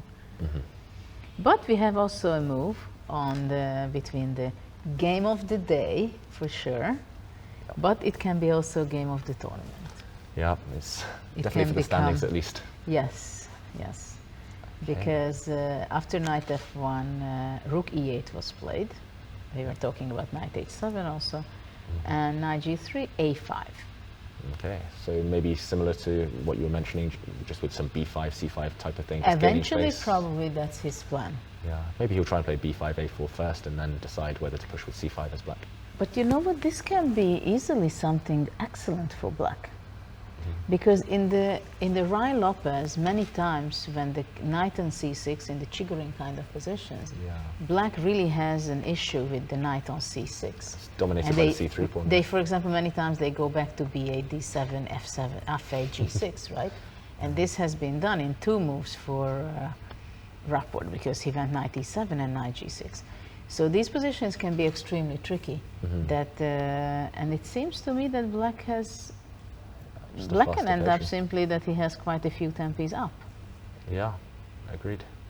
I guess the question is what next, though? How do you break down white's center? Do you just play around it? So if white, say, plays this famous Roy Lopez move, h3. Yeah, okay, but that's like passing on the move to the other side, right? Yeah, but just to show Right. what black might be aiming for here. Yeah, if let's say h3. Well, all these e takes d4s are not an option. Not No. anymore. It's the moment Not, is past. not anymore. So I wonder if black wants to go bishop f8, because that's also one of the plan of rook e8. Bishop f8, sorry, is also an important idea because in these types of positions in the Italian, if black's bishop is on a7, this tends to be very good for white, this type of scenario, because white will simply play bishop e3, queen d2, and line up some sacrifice on h6. So actually I think black's bishop is much kind of safer on f8, just keeping everything defended. Now there's definitely no sacrifices on the black king But side. also the question is whether black should be playing bishop f8, because he can also go bishop e6 Yeah, and just bishop f8 later. and prepare rook d8, and eventually at one point he might be also playing, considering d5, or yeah. Yeah. But he can also play b5, another option, though probably after that white will be going a4. I just have a feeling Magnus might be considering a4 in the current position anyway. Just Actually, I also had a feeling that he doesn't want it. But b5 is not a threat, because after that a4 comes. So, and probably he also wants to provoke yeah, possibly. Rapport. It's just Magnus' style somehow to push those, just clamp down, gain space himself, and Yeah. but maybe Though that's- I'm not even sure that b5, this whole thing is a problem for black. What happens if black plays b5? Or later on, before, if h3, b5, a4, just black leaves it. Sure. Actually, again, you mentioned the Brea in the Spanish and the Roy Lopez. There's similar ideas where you get that pawn structure, right? And Yeah. So ab5, cb5, and yeah, say white plays d5 at some point, and this But pawn it structure. doesn't seem to have a big deal for white. No, exactly. I guess black will start relocating pieces. Maybe knight Yeah, I d7, mean, knight c5. in such a position also black can go somewhere and bishop d8, bishop b6, Yes. Yeah. because bishop e3 will have not enough time, I think, to sacrifice on h6. Now I understand why you waited to play bishop f8. Deep concept there. Well, there are options like this, right? Yeah, so Magnus having a think right now. We're expecting maybe just a quieter move like h3 or maybe a4. What do you think is your countryman? Also happy bishop here? e3, actually, he can Okay, play, and then knight g4, then bishop d2. true. Yeah, that's not the end I of the don't world. think Rapport is unhappy. I think he's also kind of reasonably happy with his position. And Judith, guess what Magnus played? a4. A4. Yeah. So we know him. We've seen some games before. We are and not surprised by No. this move. Just controlling some squares, stopping any black advances, and he Yeah, leaves the probably board. in some cases, of course, if black can take, and then maybe at some point after d5, b4 square can be weak. But this is not something he cares too much for the moment. Black spent so much time with his knights that he's not going to remaneuver them back. No, To I the thought b4 for a square. bishop maybe. Okay, yeah. And it's also a4 can be important because c5, if c5, then that looks not in a very nice pawn structure. True. White will happily block it up, and there's weaknesses in black's position. So right now, very tense among the two leaders, and yeah, we'll check out this game a bit later on. In the meantime, we do have another very special guest, so we'll just be back in 30 seconds, and we'll see you after the break.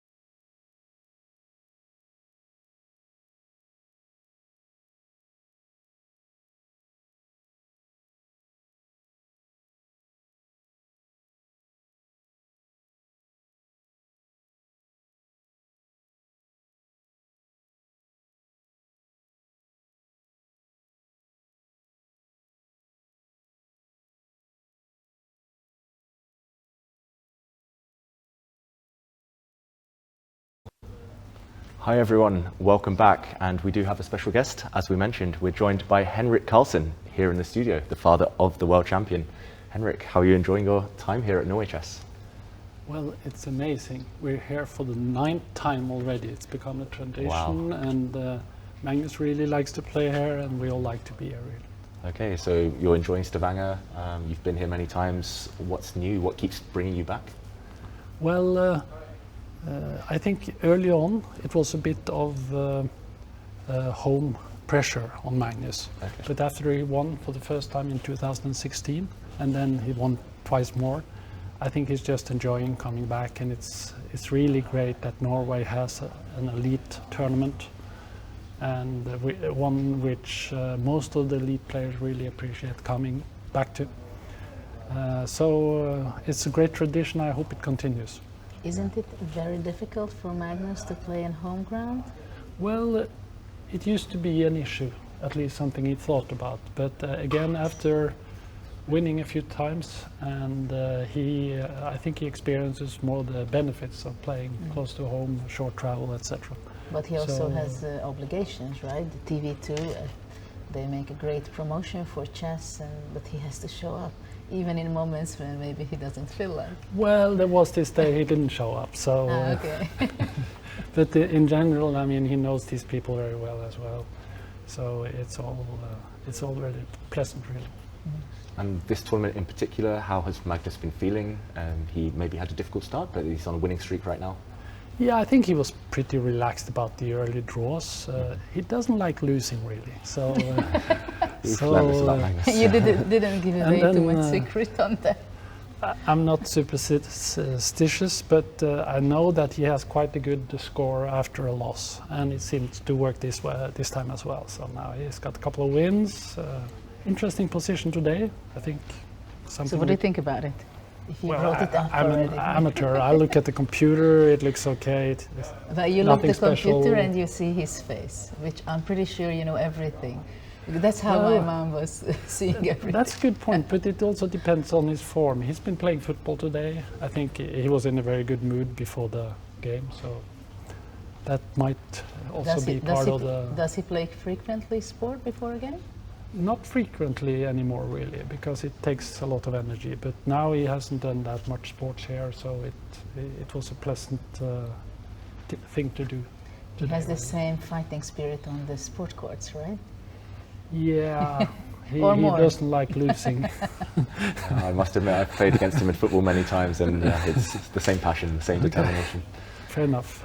And is that part of his bigger preparation plan for the World Championship match that's coming up in a couple of months, to do more fitness, to...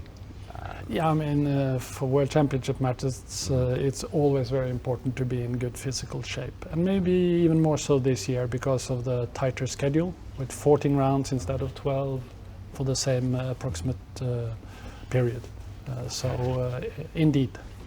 Is he, sorry, is he happy that there was a change from 12 games to 14? Yeah, and he doesn't mind that it's less free days? He supported that change. What he will think about the 14 rounds and less free days during the match, I cannot say. And how are the preparations going in general? Has it become more intense already, or does he still have enough time now, do you think, to kind of knuckle down and get into that zone? He's been there before, so I assume he knows what he's doing. He's comfortable, I think, with the plans and the progress. But on the other hand, neither he nor his team should be too comfortable, I guess. So. Where this kind of tournament takes its place as part of the preparation, because we asked Nepo and he said, well, okay, it's part of the preparation. So he's like acting like it's important, but it's not so important, right? So obviously, unconsciously, both players have in their mind that, okay, doesn't matter what happens here, I should play well, but whatever happens, I don't care, especially if something bad happens, because I have to be the sharpest in 2 months. Well, yes, certainly being sharp in 2 months is very important, but Magnus certainly cares what happens here. And how much of a say do you have in Magnus's kind of choice of tournaments? I know he's playing in the European Club Cup maybe as well next week. Well, I joked yesterday that I'm even deciding his openings. I know there's precedent for that in the chess world some years back, but no, really, that's not my call. I'm there to support. He can talk to me if he wants to. I'll do the administrative stuff, and otherwise he certainly is the boss, and he's been for a long time. Yeah. Talking about what your role is, I know from my mother, she was joining me to tournaments a lot, and she was really the emotional stability, what she could give. I'm always interested to look behind the scenes and go behind the player, because I always tell to people, and when I give lectures also, that people think that chess is an individual sport. But after all, this is how it looks. And we all know who are in it. I think that actually it's a teamwork, especially on that level where Magnus is. How can you handle the pressure? Because it must be so difficult to be in the background, to know so much, to feel so much, to understand so much what is happening with your son. Well, come on. He's doing so well, nearly always. I mean, I can imagine that being a chess father, if your son or daughter has a long period of struggling and poor results, it's probably a bit hard, but come on, I'm enjoying the luxury of having a son who does so well, so I'm just lucky. And Henrik, I got to ask, you're a very strong player yourself. I heard from... Not in the family, well, no. relatively. I heard from Magnus, actually, that you used to play hundreds of bullet games online all the time. And Norway Chess here, we have an open tournament. Were you tempted to play yourself at all? Not really. I don't play bullet, though. I have 5 minutes. 5 minutes, okay. Blitz games, yeah, okay. Blitz games. But I play tournaments occasionally, but not that often anymore. And I've been to Reykjavik Open a couple of times because we really like Iceland as well. So maybe I'll make a comeback after the World Championship match. Okay. We'll be following now, no pressure. I'd like to ask one more question. What is, if you have to name something, what is the most difficult thing of a World Championship match for a player? Because you've seen already a lot. Magnus was as a challenger, he was already a few times a defender, and you saw everything. I mean, very few people have such an experience like him, and you're so close that, you know. What is the most difficult, what people don't understand, for example? Because of course, outsiders, they don't understand anything, what kind of tension. I cannot understand it also because I've never played a title match. Just to describe it, what it is, how big the tension can be, or what is the most difficult moment? Well, you could say for the challenger, for the first time, I think you cannot really prepare fully for a World Championship match because it's quite unique. I mean, Magnus was basically trembling in the first few games against Aryan, and it takes a while to get used to playing that match. For Magnus and people who are experienced in this, I think the key is to try to be able to forget about the match and the games occasionally, so that your mind is at rest.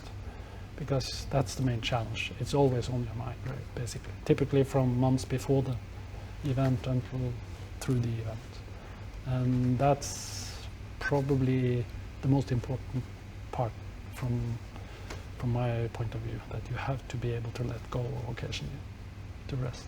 Which is the most difficult, right? Because at the same time, it always has to be on your mind because the nuances are going to be decisive. You want to find the balance, and I think for a World Championship match, the balance should be in favor of trying to forget about it, because it's going to be on your mind more than enough anyway, I think. Yeah, Henrik, it's been fascinating. Thank you so much for joining us. And Thank you, guys. Before you go, one second. Yeah. As we know that you're a good chess player, just intuition, if I may ask, what do you think? Because it's a very complicated Magnus's game, middle of the Isn't this game. quite a typical Spanish, or maybe not? Okay. Yeah, but somehow it seems like for me that black is doing fine, but of course it's extremely complicated. Yeah, I'm And trying to think feelings? how can Magnus put more pressure on e5, etc. But it's not.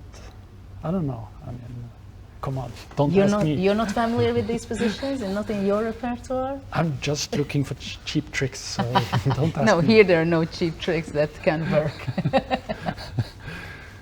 how much would it mean to Magnus if he was able to win this game and overtake Rapport eventually? Would he be, on the other side, would he be devastated if he wasn't able to win this event? No, in the past he used to be devastated if he didn't win. He's mellowed a little bit now, so I think he appreciates that Rapport has had a fantastic tournament and he's playing great chess. Mm-hmm. So of course Magnus wants to win today, but he can live with both alternatives, I think. There's still one more thing I wanted to ask, because it was such a strange period of time during COVID. How was Magnus able to handle and adjust himself to be online practically for a year and over the board? What is this? What do you think, how much it changed him and the world of chess generally? Well, if you had asked me prior to COVID, I wouldn't think it would make much of a difference really, because he adapts quite well. But it did indeed impact him, that he felt that his daily routines, the traveling, everything, it changed too much too quickly.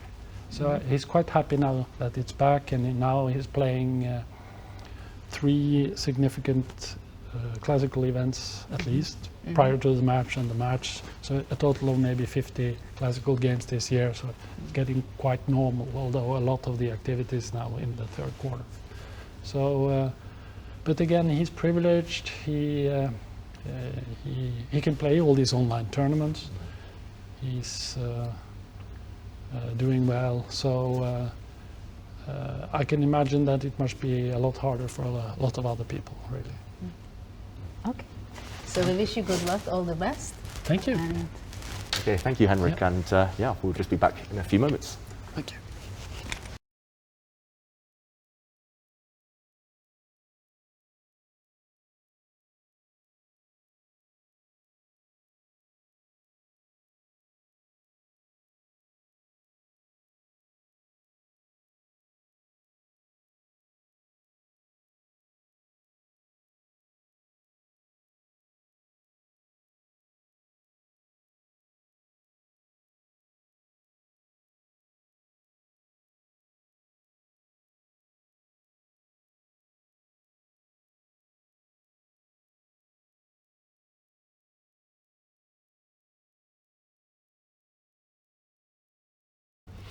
welcome back. And just as Henrik left the studio, Magnus did make a move. And the world champion now just maintaining the tension, just bringing his bishop out. He's played bishop e3. It is pretty cagey right now. White is occupying the center. Black did try and break out on the queen side, but Magnus not touching any pawns yet, not declaring his intentions.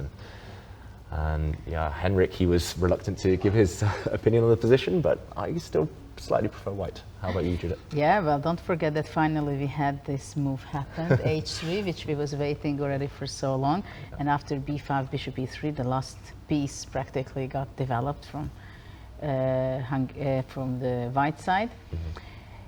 It's going to be a long game. Mm-hmm. I think it's extremely balanced. And both sides will have to be paying attention a lot, because it can shift from 1 minute to another. Yeah. Because, for example, I'm just thinking, what happens if, let's say, queen goes to b7? Already then maybe immediately white could be taking over with playing knight f5, and if bishop goes away, d5, d5, and knight d6 possibly. Yeah. And then white is grabbing the pair of bishop of black. So I just want to demonstrate this, that one move which looks like an innocent, reasonable move can cause just a little problem for black. Yeah. So it is a huge tension in the game. Mm-hmm. I guess on the white side, one small slip and it should still be fine. But of course, Magnus in this type of must-win situation will want to eventually start creating some threats. So bishop f8, as you mentioned, would be sensible. Yeah, to go out from all kind of knight f5 moves. And again, just to stop any queen d2 later, and bishop takes h6, which probably doesn't work. But you're afraid of that I've lost when I was. Do you have some experience on that? Yes, that's fire. It's normally when the black bishop's on a7 or b6 on that side of the board. So yes. I think with the bishop in the vicinity of the king side, it's not so dangerous. But yeah, I remember analysing so many Italian games where this exact setup happens, and that became a factor. This bishop takes h6 idea. So. Well, probably white definitely wants to continue the development with his queen, going queen d2, possibly to maybe to go also rook d1, keeping as an idea always possibly to exchange on e5, I think, to open up with good circumstances. For example, white can go rook d1 and somehow take, if take, maybe knight h5 to deflect the knight on f6. So, of course, I think in this game, if let's say Magnus will win, it will mean that little by little, without really noticing it, he's just going to be taking over the initiative a bit, taking away squares and space from black, and that's how he could be able to develop the game to win. Yeah, just thinking about it as well, black doesn't really want to push any pawns anymore. So if black can't push pawns, it's going to be hard. It's going to be one-dimensional, just shuffling pieces back and forth. It's not clear.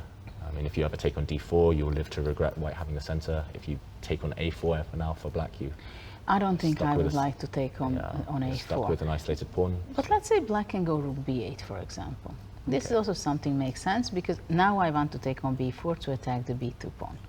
And now what should be white doing? Should he go b3? Or go queen c1? Maybe queen c1. I was going to suggest queen d2, but after queen d2, maybe at some point black could consider e takes d4, c takes d4. Also b4 is something to consider, I think, from black side. Okay. And c4, you'll play b3. So now maybe c4, and anyway the c4 square can be weak. How about some tactics here? b3. Bishop d3 and d5. Oh, bishop b4. but I think takes and some bishop f4 will be the problem for the rook on b8. Do I take on e4 or do I play bishop b4 first? I'm not sure. So I play bishop b4 first. Knight takes e4 maybe next. Or suddenly, anything can happen, right? Do I play d takes e4 or knight takes e4? Too much choice for me, but knight takes e4, say? No, this looks a huge mess. Yeah. So maybe white does have to be slightly careful where you position the pieces after rook b8, for example. Okay, now I think it's a huge question what kind of plan Black wants to do. Rook b8 is an option. I don't know if b4 makes any sense here. Yeah. Probably anyway you want to go c4. Probably, yeah. I was even thinking of suggesting b3 and c4 as a plan. And what for white. happens if after c4 I go c5? Oh, wow. Huge question for white now. Because if you go d5, then I think black is just completely fine on the queen side. Yeah. You think if the board is just all now, all the play focused on this king side, not enough for white to break through there? White does get knight f5 maybe. You can follow it up with g4. Maybe. It's so hard to evaluate these types of positions, We have rook b8 on the board. Yeah. I think that blocked position, okay, probably black is fine, but white would be the one having the fun. Maybe also after queen d2, black can go queen b7. So still try to put pressure, though after that probably you can take and the a5 pawn will be weak. But now maybe b4, as we mentioned. It makes a bit more sense if there's some forcing ideas behind it. So if white plays c4, b3, this type of thing. Yeah, it can always get what you suggested with d5. It could get extremely sharp. Yeah, again, not to say that it's good for black, but sharpening things up at the right moments might be his best bet. Or Well, something to consider. it seems like it's not going to be a boring game, that's for sure. It's just starting. I think All the pieces are on the board. Yeah. Talk about tense. Probably it's the first game where we are reaching out to move 16 in the tournament and all pieces are on the board. Yeah. I would probably just play b3 here just to... At the same time, in the Rai Lopez, it happens many times that. Oh yeah, no trades, no exchanges. I just want to be able to meet b4 happily with c4 every time. Maybe even hint at c4 myself sometimes. Can black go d5 now? Yeah, then again Though the c3 rook is... on b8 is not very ideally placed for that. So if d takes e5... Probably it's going to be too much, right? Knight takes. Say... Bishop okay, you want f4, no, bishop f4. probably taken bishop d4 and e5. Yeah. With This huge looks- advantage after e5. Yeah, black getting kicked all the way back. So, yeah, d5's in the air, but maybe not yet. Maybe bishop f8 still to prepare. I'm still not sure black's playing d5 to be honest after queen d2, for example, but...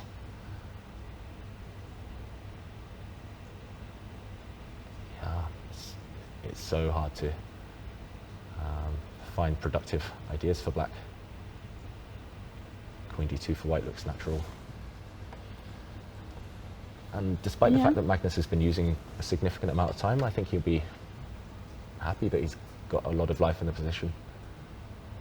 Yeah, and clearly he's behind in time. So he's 15 minutes down on the clock, but as we saw yesterday, once he gets a middle game that he's comfortable with and he can clarify the plans and start dictating the play, he'll speed up. Okay, so should we come back to this one? Yeah, Still because we lots have of many options. actions on the other boards. Most actions on Napo's game, because here everybody is kind of developed already since we left. After e takes f4 takes, bishop f6 was played. Knight c4, knight a6. We were also discussing bishop d4.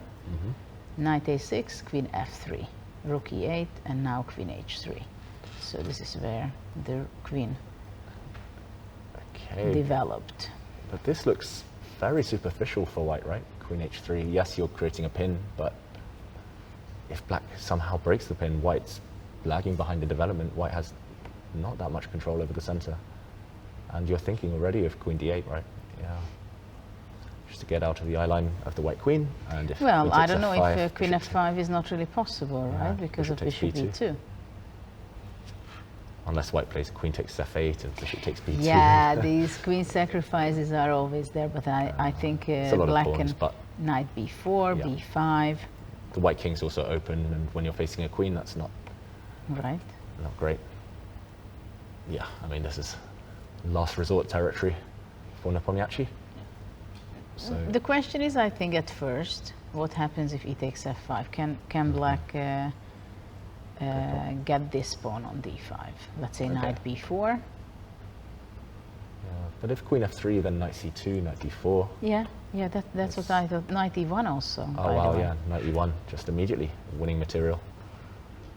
And if d5 drops, feels like that's the start of the rest of white's position falling apart. Okay, queen d8, yeah, that looks quite strong. Okay, he's now played your bishop d4 move instead. Well, that looks also kind of a promising move. Yeah, maybe just keeping queen d8 up his sleeve for later. And also maybe he's thinking sometimes to go rook f6 and rook g6. Bishop on d4 is a nice piece here. Yes. I don't know, agreed. maybe white wants to go immediately bishop e3 to eliminate it, because it can be really a piece which can bother white's position. Could black consider b5 now, just to initiate some direct, concrete play?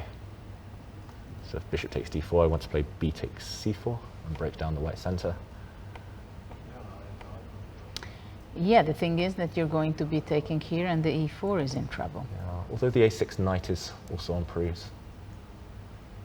So queen takes d3, but maybe just knight c7. And, Well, knight b4 is possible. yeah. Takes knight and f takes e4.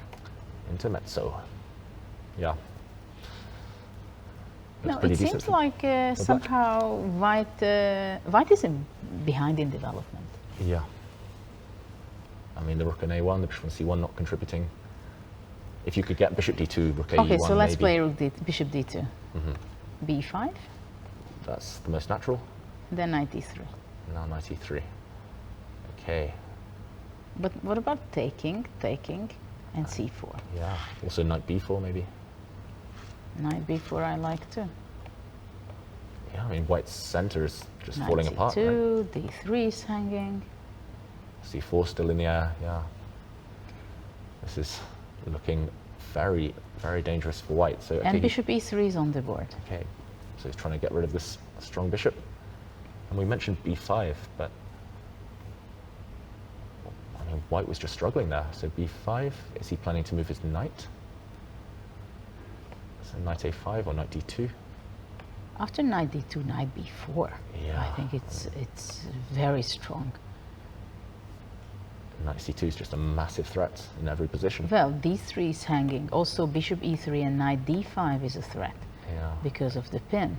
I guess white has to take on d4. And White has to take on d4, but Put after something on that takes, c1. and now knight c2 and knight e3 is there. Well, maybe already white should be sacrificing the yeah, a2 I pawn. think you have to. Yeah. Knight, I mean, you can just take it though, right? Knight takes a2.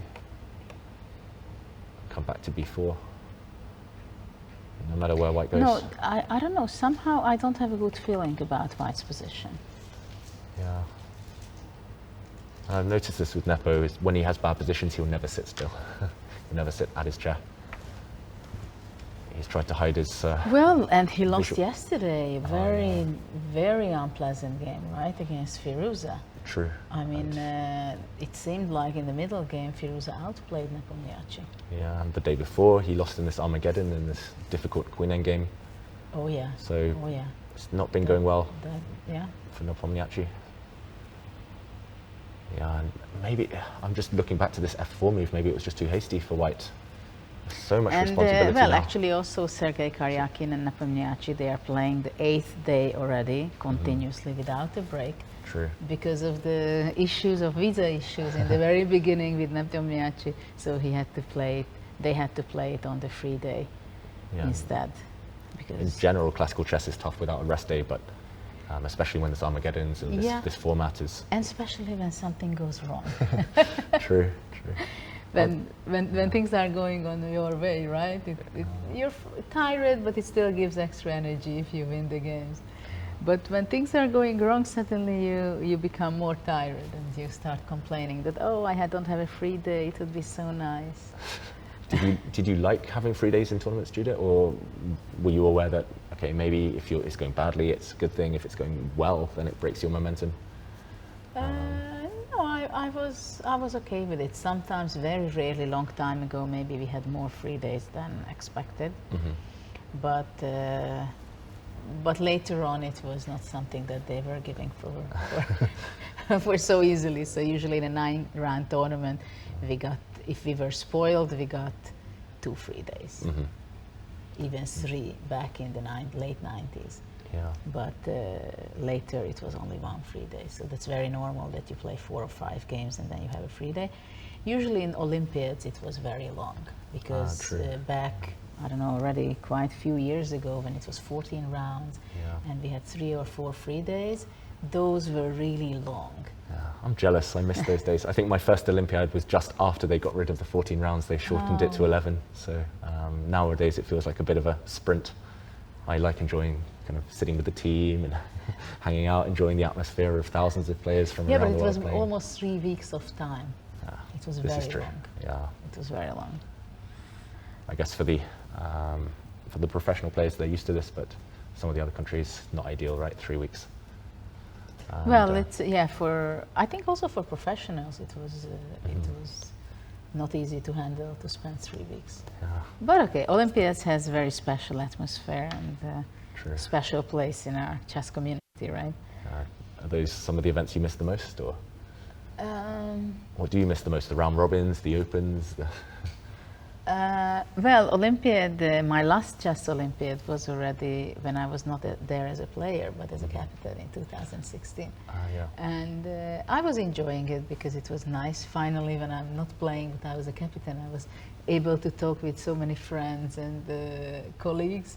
While when I was playing in it as a player in the Olympiad, I didn't have the time, and usually it was. It's hectic. You got to focus, right? Hectic, yeah. So Olympiads are nice. It's nice. The whole world is gathering together.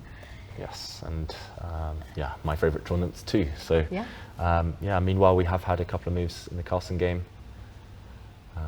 Yes, after rook a b8, queen d2, b4. This is b4, what.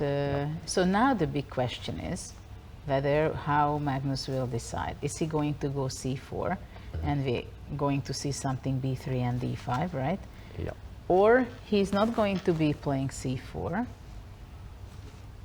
Then what is he going to play? Bishop d3, for example, possibly to take over the c4 square. I quite like that one actually, because you do have maybe a small strategic threat of taking on e5 and then bishop c4. Well, now already black can take on c3, possibly. Okay. Also, maybe black can play bishop e6 to improve the position of his bishop. Maybe now c4 for white. That's true. So maybe after all, I capture on c3, and after takes, I go bishop e6. Yeah. Yeah, and I'm not Though sure. also I would have also another question. What happens if black goes c5? Okay, and if I play d5, you want d5, of course, you would like to have knight on d2 and c4, right? Yes. This is what you're aiming for. give me 2 moves, and very happy for white. Yeah. Will you push c4 yourself to stop this plan? Probably you go to f1 or c2.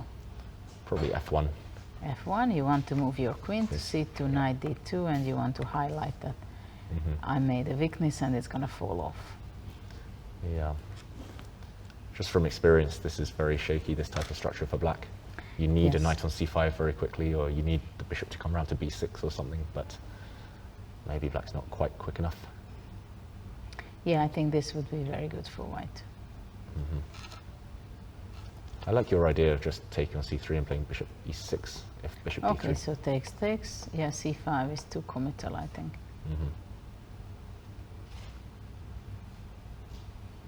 Yeah, and it's not clear the opening of the b file, whether that actually helps white, whether Magnus Yeah, for should have example, if tried to rook prevent b1, it. I think black can take and rook b8. Yeah, and Rapport will be rubbing his hands with glee, just getting close to that draw before the rooks come off. Well, actually, a draw is kind of a victory for Rapport at this point, right? Yeah. As he has 3.5 point lead in this tournament. Then he can afford to even lose one of the classical games, and Magnus still winning one of the classical games, and he'd still maintain that lead. Yes, yes. Yeah. Of course, still very tough games, because we have Rapport playing against Nepo tomorrow, And in the last round, he's going to be playing against Firouzja with the black pieces, which is, of course, there is no easy round in this tournament. No, true. Firouzja with black especially is definitely not easy. Yeah, and for Magnus, he's going to be playing with the white pieces against Karyakin, and black against Nepo in the last round, where many of the fans are looking for that match. I think that game specifically to see in the last round. Imagine if that's kind of that game has a say as well in the tournament standings. That's going to be entertaining. Oh yeah. So Magnus currently deep in thought after b4. Yes, he has to make serious decisions now. I'm just surprised he didn't play b3 for white on the last move. Somehow, I would have wanted to cut out this b4. B4 stuff. Yeah. Maybe there were some downsides with d5 or the c3 pawn being weak, but well, now this is really the crucial what we analyzed, I think. c4, b3, bishop goes out, and d5, right? Yeah. So this is a big, big question. Whether is black okay here? Yeah, it just feels like black is creating too much action, creating too many threats. Because even if black were to lose a pawn in the center, once the bishop comes out to b4,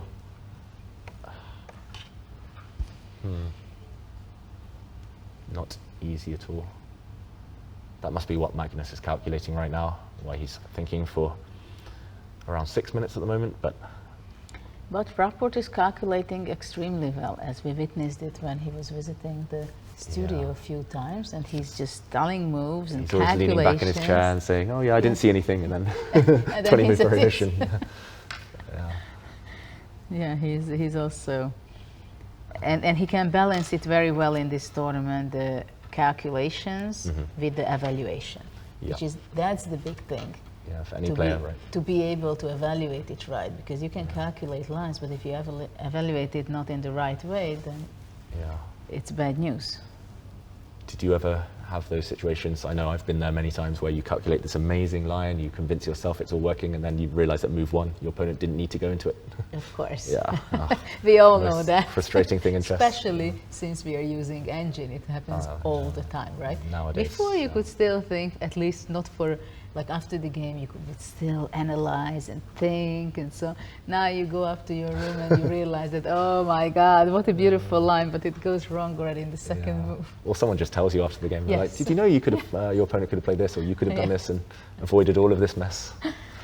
Yeah, and the position we see there on the analysis board, I think that unless we're missing something, bishop b4 is just too big a threat. Okay, so what did you say after d takes e5, you go knight e4?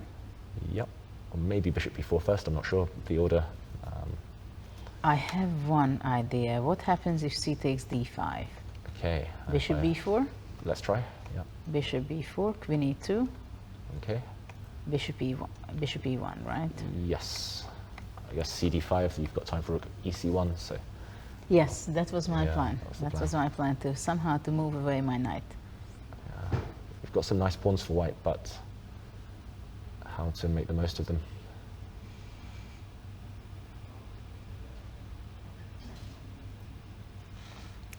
Okay, somehow it does not look so good. I mean, you can sack an exchange there in a few lines, you can take on c6, play d5, but it doesn't feel like enough. Feels like too big a risk. Well, this is a very important moment because of this, that if c4 is not possible. Yeah, because as you mentioned, if black just plays b takes c3 and even just sits, it's hard to imagine anything too kind of devastating happen for Rapport. Maybe in that line with, okay, he does play bishop d3, so one of your first instincts. Maybe this line we showed with bishop with b takes c3. Actually, it's very typical that after black goes b4, that suddenly the white square become weak and immediately bishop d3. There were so many games with Karpov also playing bishop d3 and then regroups his bishop on f1, and it controls very important squares. Yeah, I remember. Okay, also from the Spanish, but some Sicilians as well, where he would sneak back to c4 at the right moment. But so we were saying bishop e6 just to stop. Yeah, bishop a6 to somehow activate a little bit his bishop. Okay, how about if white... C4 also? Yeah. D5? Oh wow, now again. Though But now the the bishop is yeah, under the D5 attack bishop and is- the rook is C1, right? Mhm. And what about bishop B4 first? Maybe now I can be clever and put my queen on the C file, queen C2. Yeah. And bishop takes E1, D takes E6, I guess. Yeah, and then some takes and bishop C4 will be very unpleasant. Yeah, I mean, you get the exchange and the pawn and exchange. You get a piece and a pawn And for what the rook. happens if and takes? make some pressure. Okay, so rook Try to figure out. E1. Rook E C1, queen D6. But bishop F4 at the end, maybe? D takes E5 now. Knight takes E5, I guess. Knight takes Yeah. E5. Unless there's D takes E4 or something there, but Yeah. looks like a skewer. Oh, unless... No, queen B2, there was... Wait, queen B2 at the end of that variation? Oh. Well, maybe white just goes queen A5. Okay. Yep, looks like a clip-on. Rook A8, just queen B5. Yeah, so some complications there, some calculation to do, but Okay. okay. Still like 18 minutes ahead. Rapport. Yeah, he's been ahead in most of his games as well. That's been the key for him. There is something very bad going on for Nepo, you know? Okay, Or I let's- don't know, maybe I'm missing something. Let's head back there. Because after bishop e3, b5 was played. Takes on d4, b takes c4. Bishop c3, and it's black to move. This is what we were Okay. checking. We kind of ruled out bishop takes d4, right? We just thought Yeah, the because we centre's said collapsing. c takes d3. Yeah. And after queen d3, when the knight is hanging on a6, knight e4 takes, f takes e3, e4. And that... This looks like a disaster. White's king is so White's- open. Yeah, white is somehow losing a pawn. Unless he can somehow play queen h3 and Yeah, try but and that's already survive looking some- for a draw, clearly, right? Takes on b4, probably rook c1 is possible, Yeah. rook f7, or rook f5. Rook f5, even Uh, e3. Yeah. Yeah, I mean, this is something Ugh. amazing for black, right? Yeah, pawn up and some positional trumps. So, yeah, bishop c3. What else could he be hoping for after c takes d3? Because if we can rule out knight, if we can rule out queen takes d3, knight d4, then No idea what he has in mind. I mean, e5 is not possible because d takes and the d5 yeah. pawn is under attack, right? Unless now queen takes d3 doesn't change anything really. Well, knight b4 Maybe e4. takes, but I think black can just simply take it back. There's no need even True. for e4. Yep, pawn up. How about So- after c takes d3, rook ae1, just c4 even. Just Well, something looks very, very c4, bad knight for c5. white. Yeah.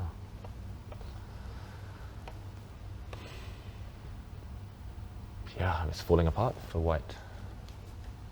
Well, things are not going well for white. So, okay, c takes d3 looks simple. But What else could- he's still hesitating. Are there any moves, by the way, with black? Knight b4 comes to mind, but why rush with that, I guess? That would be the question. Yeah, that looks also unpleasant, but actually black can even just move Move away, back, yeah. I think.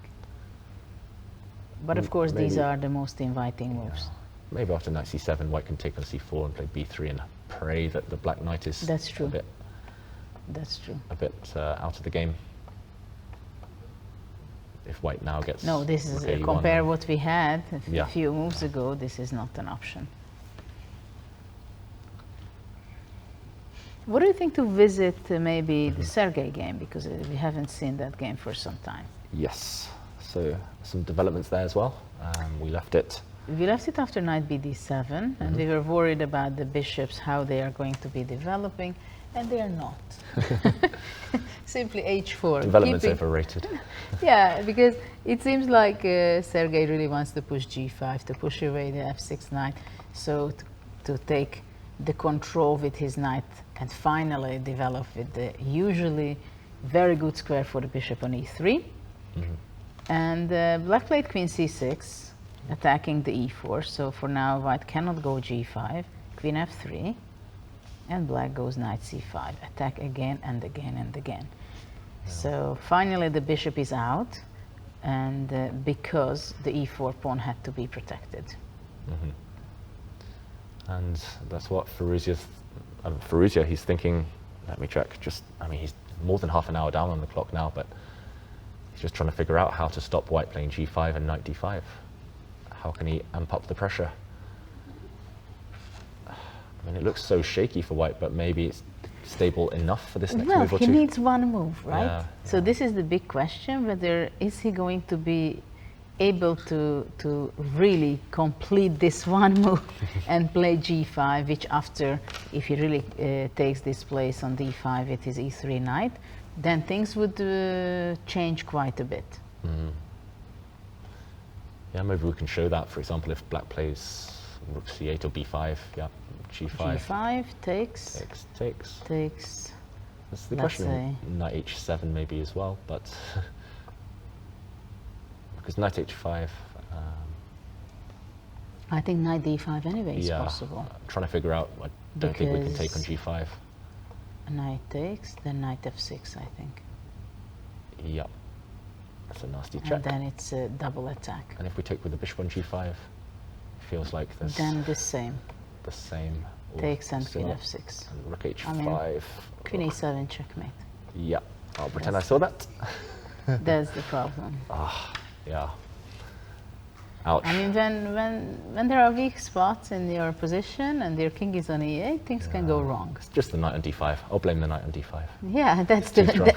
that's exactly the piece to blame. Yeah. So if we think in the current position how to stop g5,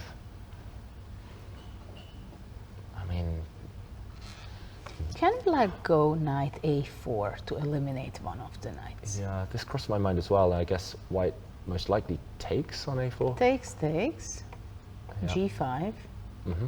and that I think it will Other lead than that. nowhere, because takes. Well, I don't know if knight h7, but I just want to go here. Yeah. Knight d7 and now knight d5 is nothing. It's nothing, yeah. Because black is going to capturing, and also actually the c2 pawn has to be protected by the knight. Mm-hmm. How about if after knight a4 we try knight cd5? Yeah, I think something like this has to be done.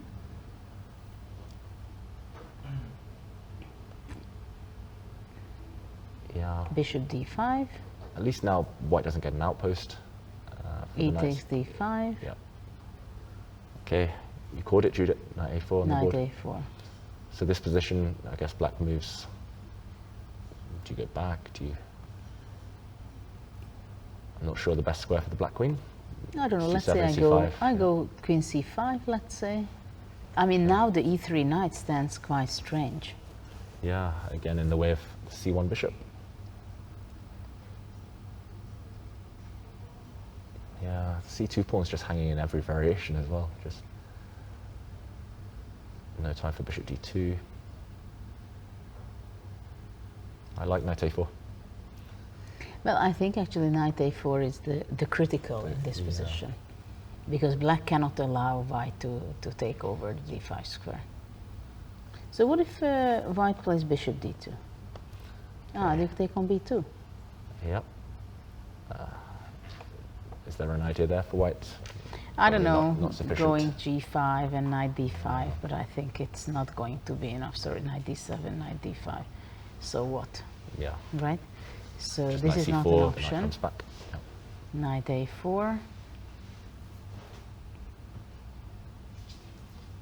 Yeah, it feels like white's not quite in time to play knight takes a4, queen takes a4 and b3, or Maybe c4? Would have- c4. But after c4 takes, might have no b3 because that's Bishop takes also again. takes. Yeah. And b3, I was going to say there's queen d4, which is very Well, annoying. that's also, Very, yeah. very annoying. yeah. And now white will never ever castle queenside. But okay, he goes rook b1.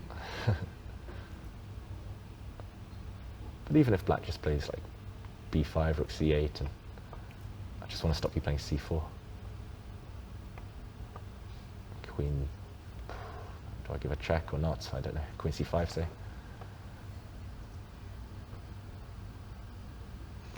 But this knight on e3 is quite good now, I Yep. think, because it defends the g4, defends the c2. It's good, but the white king, that's the worry.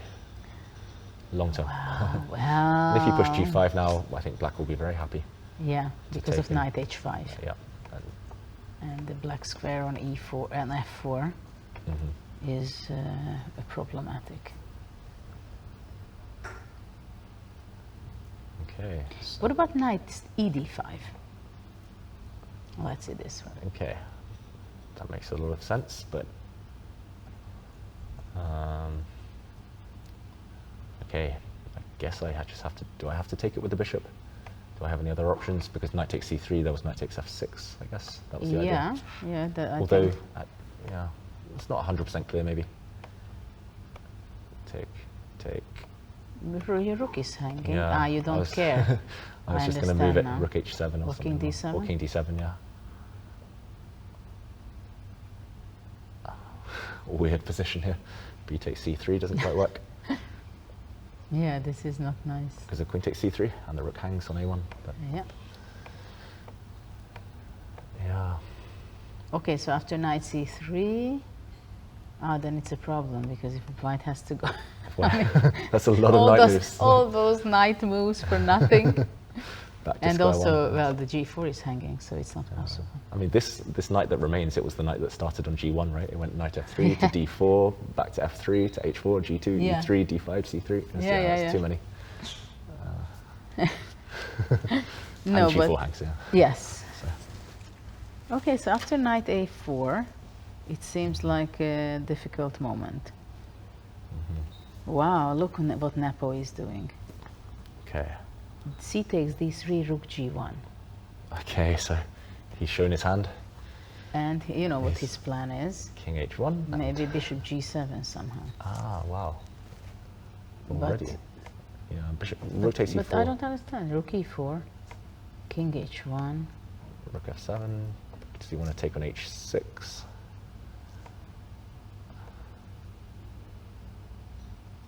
I mean, I don't see the next move for white, but at least there's some fun to be had. Black just played the prophylactical rook f7 move. Very good move.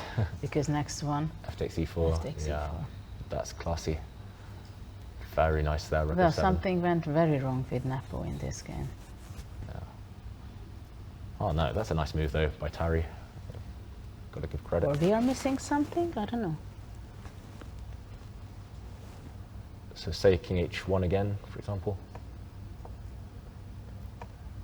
Queen takes h6, e3. The pawns are running. I mean, it's not very funny from white side. Rook- I don't know why I'm trying to make this work. Rook g5, yeah.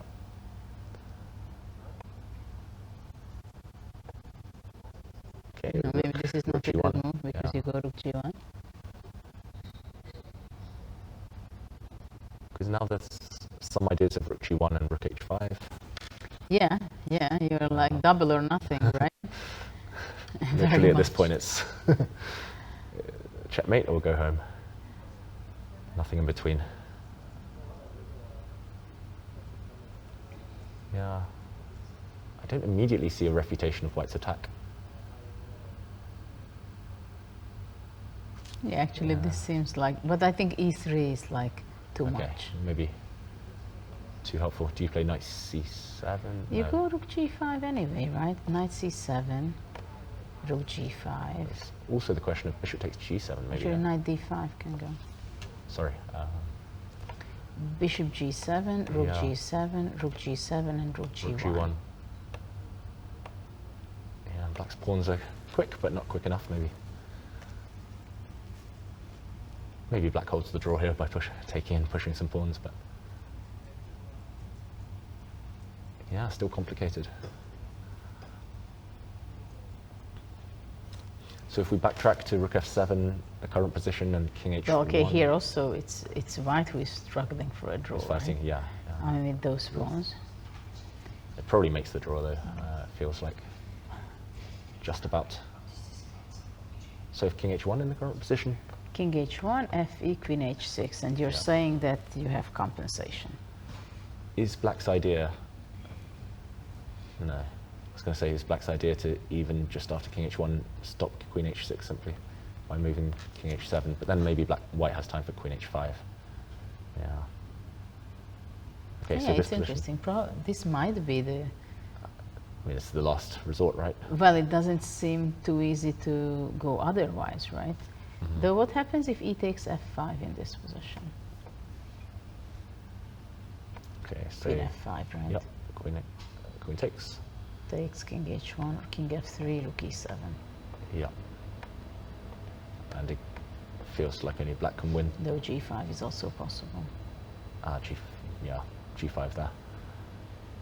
Okay, so in this position, the main question is whether what black does after king h1. fe4, queen h6.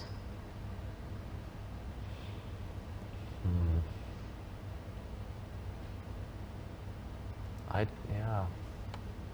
If knight c7 is too slow, if e3 is too slow.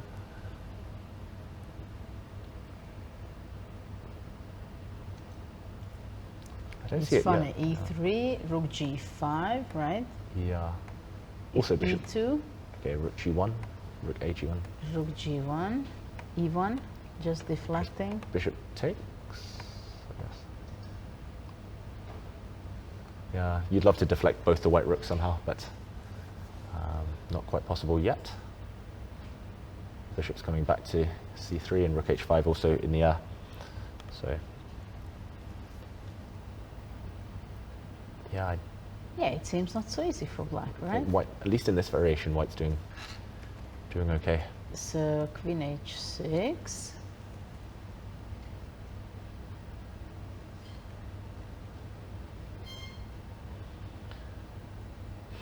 Oh, this is super sharp. I wish I had an hour and 10 So minutes which like side do you Nepomniachtchi want to take here? By suddenly, intuition. if it's a blitz game, I know which side. No, it's a classical, serious one. I think intuition, I'd say black, just because it feels like black will always be able to bail out somehow. Like we saw that variation with bishop takes g7, and Yes. even if you give up the queen, black's pawns are so strong. But yeah, with white you have to be very careful, very accurate. Then again, we haven't King found the- h1 is right there on the board. Yeah, And so- actually, if Tari blundered this or underestimated when he played rook f7, then it will be a big surprise for him. That yeah. Because, look, a6 knight, sometimes it's too far away, right? True. Everything else is perfect for black, other than this one piece. Can black go king f8? Ah, okay. Yeah, Which because just takes. I wanted king h7 originally, but queen h5, and the queen comes in, so king f8 might be a better square. Yeah, queen h5 is very unpleasant in this position. Yeah, and then the same idea of queen g6. Yeah, jack we are and queen just h6. transposing, right? At least. Yeah. Maybe rook g6 is also possible. Yeah. By the way. Why give white the option? Yeah. Yeah. So king f8, your move. Is there no bishop takes g7 or rook takes g7? I don't know. With the idea that after Yeah, this you taking- have queen d6, right? Yeah. No, actually it seems like black has to be careful a lot, suddenly. Okay.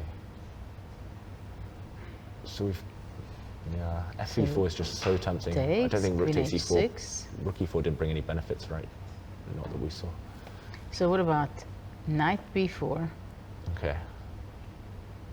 Something takes g7 or rook g5. or rook g5, yeah? We have rook e4 on the board. Okay. Wow, rook takes e4. So what could the idea be after queen takes? Because maybe he just wants to go back rook e7 and then queen b7. Okay. Maybe.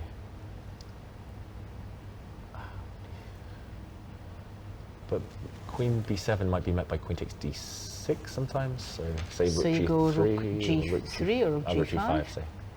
I'm not sure. Well, maybe rook g3. Yeah. So queen Actually, what if just knight b4? You want to Rook- give checkmate rook later. a g1. Okay, so queen b7, you go queen d6. Yeah. Also But then rook rook takes d7. queen e6, Queen knight d5. c7. Okay, so you just want to play a pawn up in game. Well, but I don't mind. Here is the okay. Rook takes g7, Takes. and then queen e8. And draw. Oh. Swindled the way to the draw. Okay, so this was not my point to let you away with that.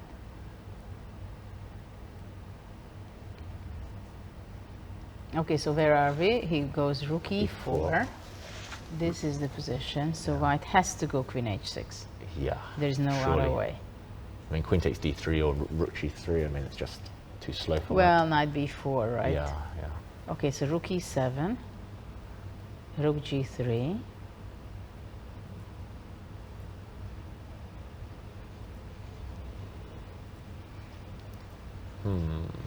Knight b4. What you about were saying? knight b4 Yeah, or so knight rook- c7? Knight c7 it also makes sense actually, Okay, so rook hg1 is but the doesn't really matter. acid test. I guess. hg1. What happens if you So just rook take? h3. I ended up in trouble. Oops. Yeah.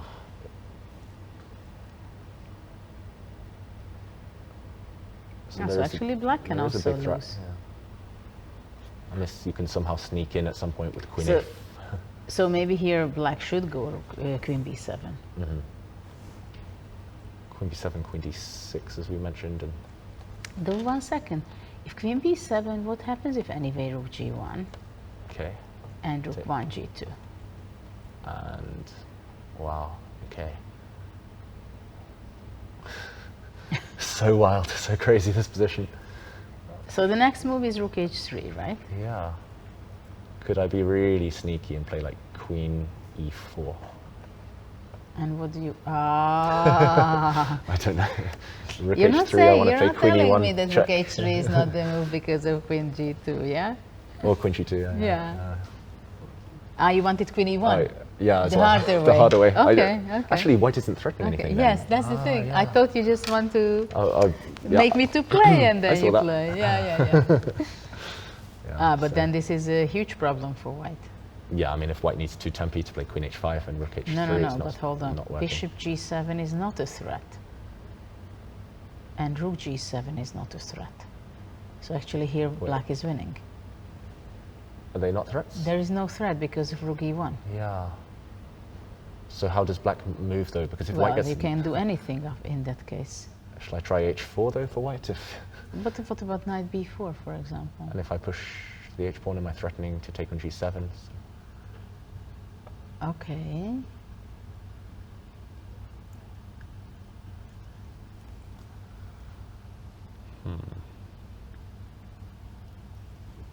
Queen b7.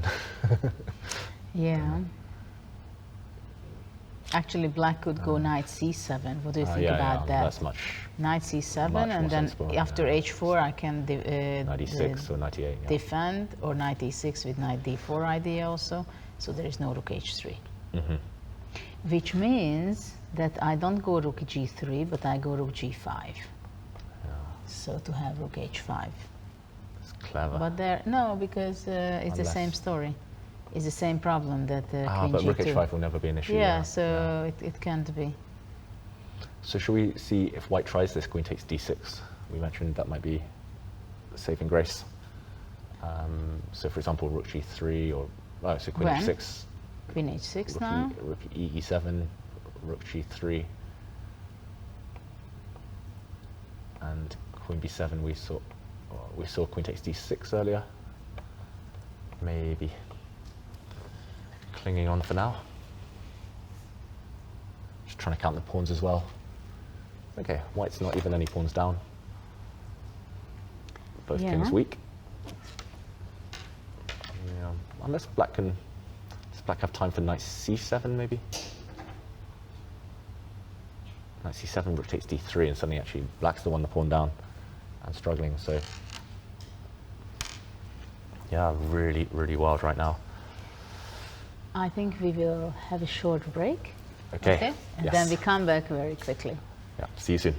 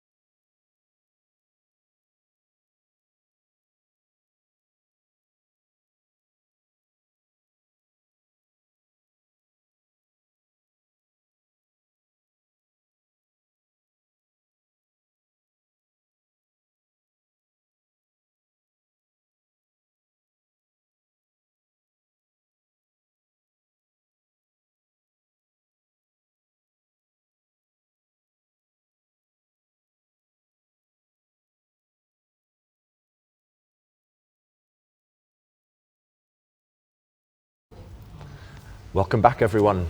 Just before we took the break, we were analysing the very complicated game Nepomniachtchi against Aryan Tari, and there's been a huge development in that game because it does look like Jan Nepomniachtchi has made a mistake, and it's not even that difficult to mistake, Judith. What do you think about the developments in this game? I have the feeling that simply, if I look at the game, already very shortly after the opening, things have really collapsed for Nepo. Mm-hmm.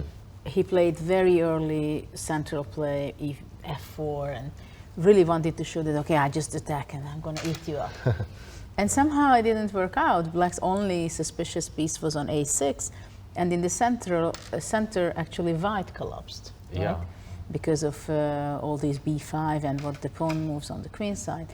And I think simply Nepo lost control completely and got confused. Something like this is what I feel. Yeah, actually, all of White's pawns, White had pawns on d3, e4, and f4, they've all disappeared, and actually temporarily Black is just 3 pawns up.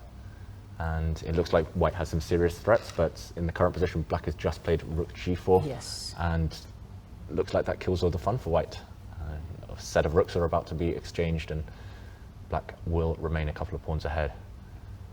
But actually, if we see Nepo's games, since his game 2 days ago with Sergei Karyakin, where he's supposed to make a draw and win the match in the Armageddon game, he made a very, very strange and unexpected mistake, where he thought he's repeating moves, but actually he lost the tempo, and after that he just lost the game, right? Because Sergei's pawn was queening right after that.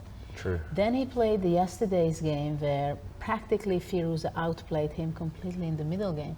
So he started to go on a sliding down a little bit in this tournament. So it seems like it's not his way, but of course it can come back.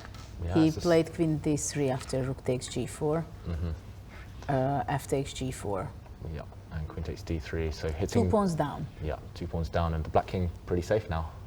Once that extra set of rooks have been exchanged, White just doesn't have enough firepower, it feels like. And I'm not even sure c7. that Black will have such a big technique to convert this into a 4-point victory. I don't know, probably knight c7 is one of the moves.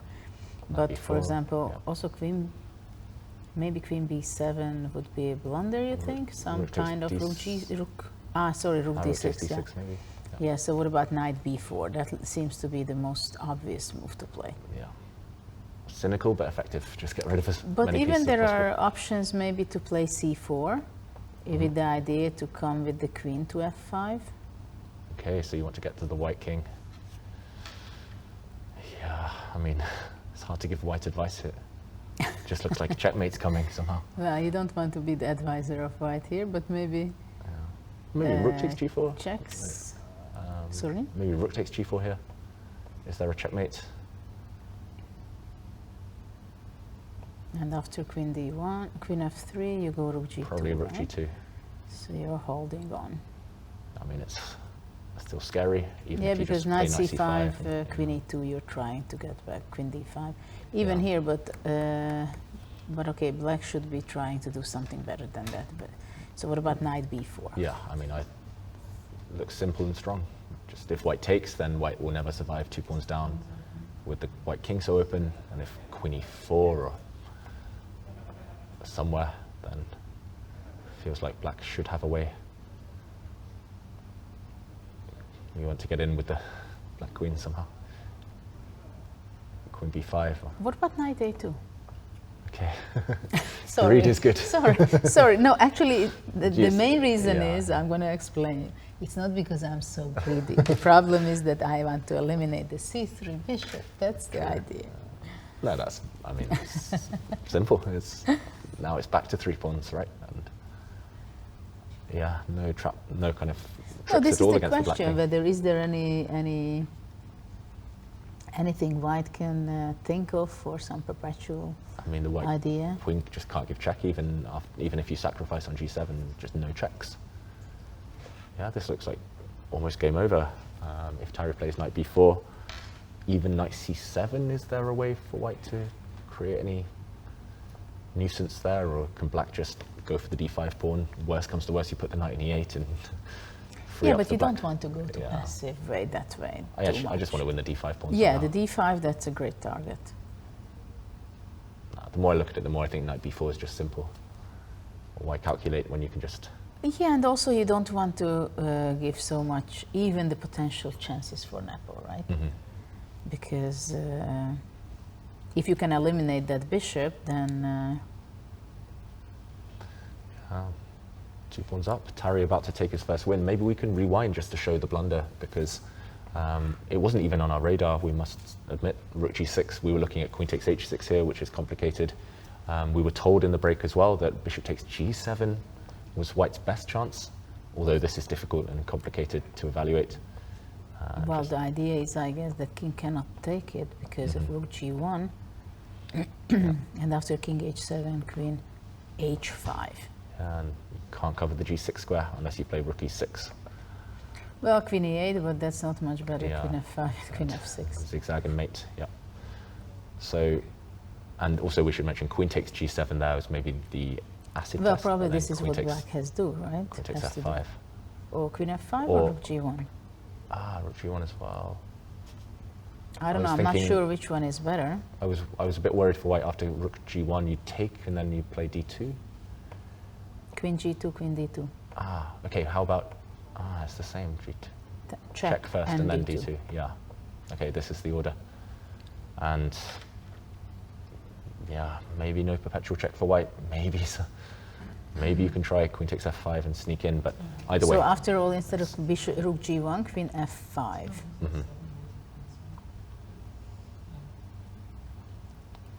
Yeah, and I mean, still complicated, but this should at least have been on Nepo's radar. And maybe he thought what he was going for was stronger, he just missed. So Tari's probably the resource. line would be going somewhat to a perpetual check, something like this, right? Rook g1. I don't know, no. White is going you're to going for mate. something more, I don't know. Maybe knight Knight c7, c7, yeah. So something like perpetual check could be followed after this, right? d2 and check. Yeah. Check, and it seems like probably black cannot get away. No, just... Because if it gets to c8, then the knight is going to be taken by check. Yeah. So maybe this was This must the have draw been- which was offered by the engine. Yeah. So the engine's claiming that white can hold with bishop takes g7. Bishop but- g7. Okay, I mean, the fact that he still had about an hour left on his clock means that maybe he's just rushing, because queen takes h6 was worth the Yeah, I don't know deep think as well. might have wrong with Nepo, what he could miss, that because this is not very difficult for black to eliminate one of the rooks, and then already much less options, and knight b4 on the board. Yeah, Tari. And he's Looking very confident. close to collect his first victory. Yeah, Queen e4. no, he'll be so happy. I mean, it's been a difficult few days for him, just losing these slightly worse positions and getting ground down Oh, in absolutely. difficult style. I mean, he hasn't played badly, Tari, despite being at the foot of the table. Just a couple of maybe negative passive decisions here and there have cost him in games. But Yeah, this and is anyway, what it's a great feeling to score 4 points, Yeah, especially in yeah. this field. But this is it, right? We mentioned he loves his tactics, Tari. He's navigated these really complicated waters pretty well. Well, it's still not over, not because over. still black has to Yeah. win, and he's not a computer. Of course, white would be in huge trouble if he would be playing it against any of the engines, I guess. That is not something would last long. So Juliet But will... white is fighting. So now knight a2, I said. Will we see that move, going 3 pawns up? Maybe white will play bishop d2 there, just to keep the bishops on the board. I mean, just to keep the pieces on the board. Yeah. But after that, I want to go queen f5, or somehow okay. to exchange, or even Now that there's no queen more. b5 is also possible, by the way. I was wondering about queen b5 actually in the current Move position. earlier, Yeah. right? So the question is whether can white take on g7 And black takes, and queen e6 check. and queen e6 check, And king h7. No, this can be, maybe it's a, maybe it is a draw. maybe it is a draw. How about King f8.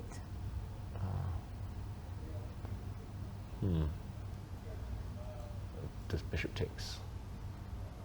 That, I mean, it still needs a miracle, but No. No, but I think this is not a draw Black because king escapes. black escapes because of the b5 queen holding on the e8 square. Queen e6 check. King f8. Yeah, and you run. Yeah. And then the queen comes back to help at some point. So Yeah. maybe best not to allow this, even if it's... No, I thought you might be playing like check or something, but I think anyway king runs away. So Okay. after queen b5, it means that probably white should be going something like rook g4. Mm-hmm. Okay, and if there's no checkmate on f1, then maybe you don't need to. Yeah, I mean, bother with technically queen it's b5. still a challenge. True. Okay, we've got a move from Tari instead, so not queen b5, not knight Rook takes a2, e7. just rook e7. So kicking the queen away from the center makes sense. Well, it makes a lot of sense because if now queen g4, then simply takes a knight d5, 2 pawns up. So I think he made a good choice. Though, what about rook e6? Knight e5. Yeah, knight Oh, e5. okay. Yeah. So this is white's. Very clever, undermining Yeah. the protection of e6. Okay, this is a big problem for white. Okay, Queen please. f4. Queen f4. Really desperate times now. So knight takes d5. Queen c4 maybe? Ah, But okay. then queen f5. Yeah, queen f5. Looks like game over there. Unless... Wait, It's queen strange how relaxed Nepo No. is drinking his coffee poker face. as if everything would be just fine. Wait, so queen c4, queen f5. What about rook takes d6?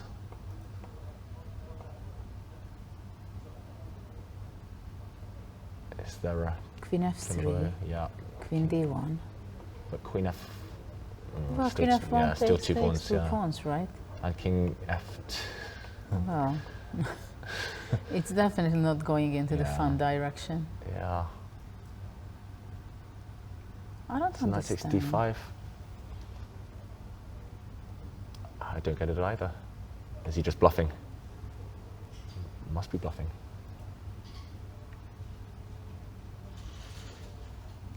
Queen c4, or you can even play queen c6 maybe, just to control everything, and king h7 next.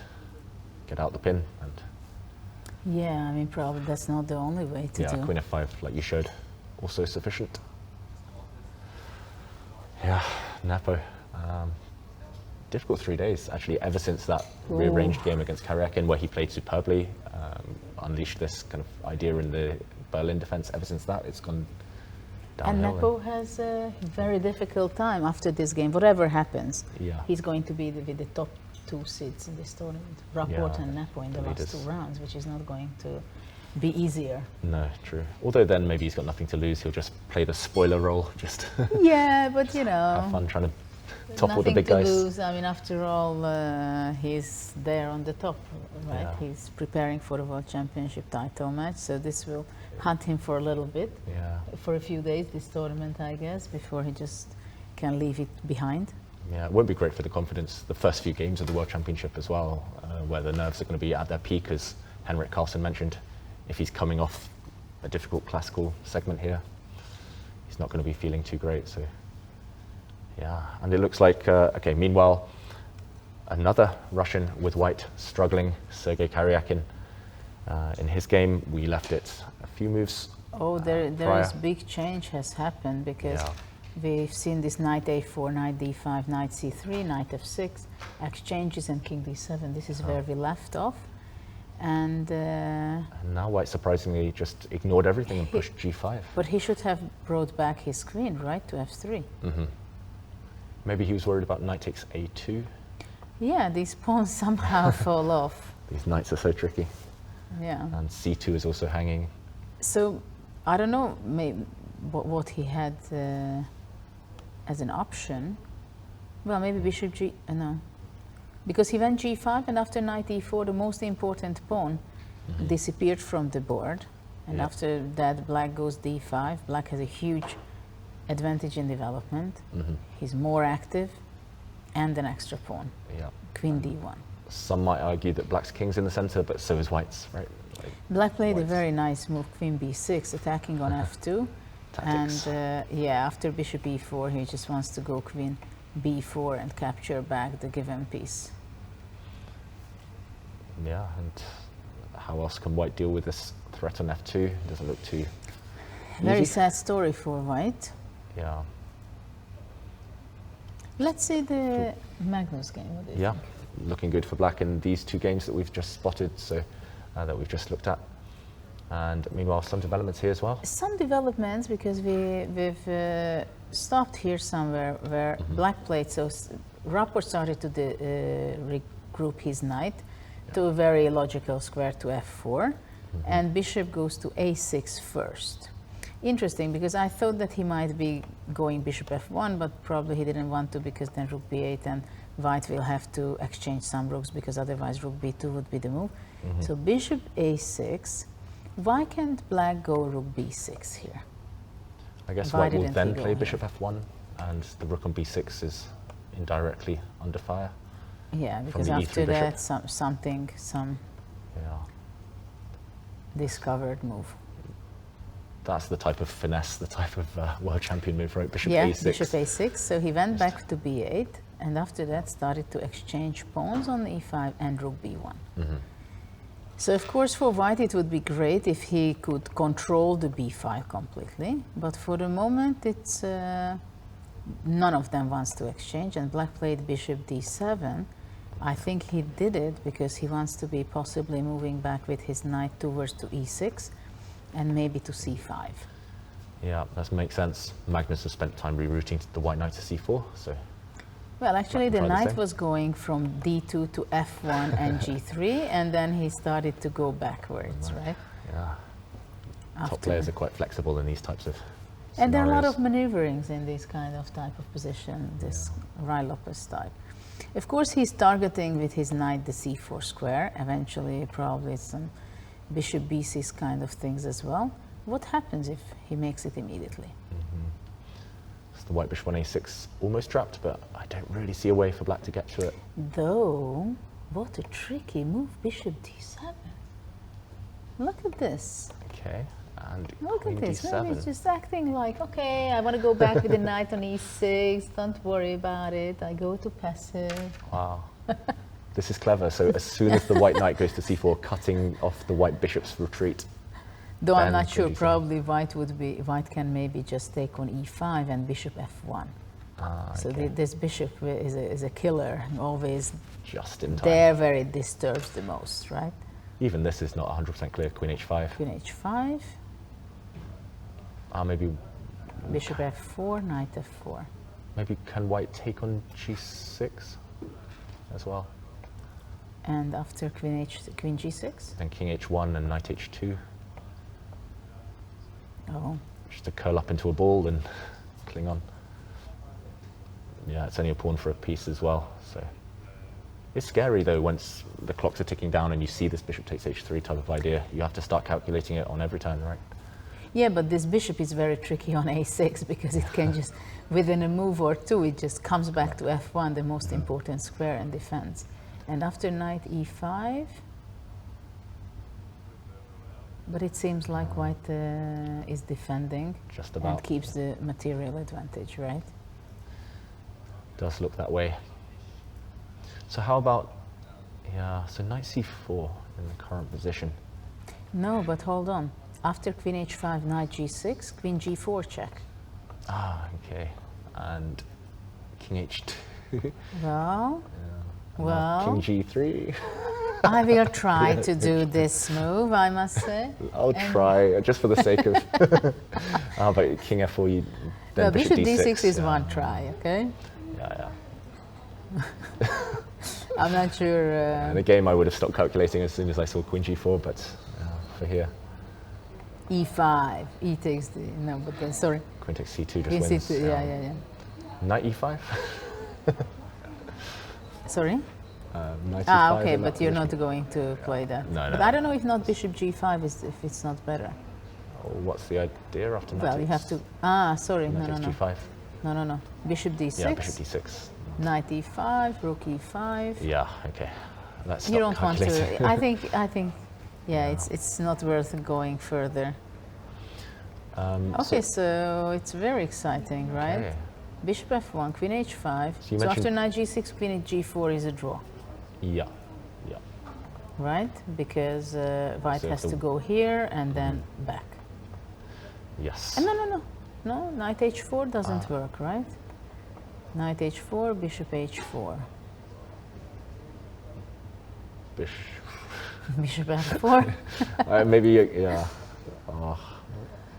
I mean, we would never be tempted to play this too much in a classical game ourselves, but when it's someone else's pieces, it's It's always fun. I've mentioned this in the past, Judith, but I like to play this variant online called King of the Hill, where it's all about running your king towards the center as quickly as possible. Okay. So these Well, ideas in with King this f4, game it's so it can- appealing, yes. but in real chess, it's as scary as anything. Maybe bishop takes f4 is okay. Yeah, it seems like, so maybe after all knight h4 is possible and takes and white wins. Yeah, but it's understandable. Magnus didn't really want to risk. Ah, any of so this he stuff. played his move. He did not play knight c4.